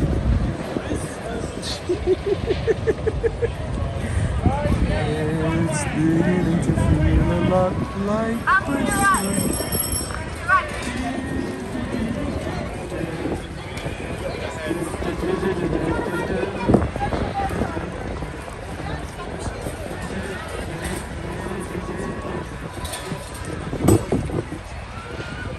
Big ass hole over there. Watch out for the hole. Tickets to your right, guys. Tickets to your right, please. And I'm not going anywhere. So, do you have a license to record? Yes. Can I please see it? No, you don't get to see it. You're a civilian. You're not even the police. Yeah, no, we're not allowed to let you record. No, I'm allowed to record. You can go ahead and complain to whoever you like. Go talk to God. Yeah, so we have a box office over there, yeah? And, God, these people, not allowed.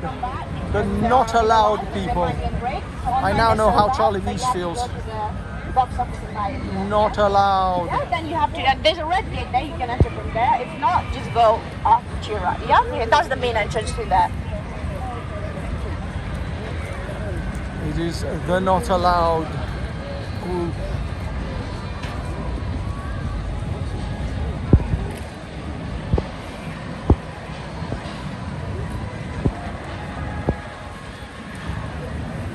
And that is all. Okay. Ladies and gentlemen, we are going to end it. I don't see anything else here. Okay. Let's turn on the lights.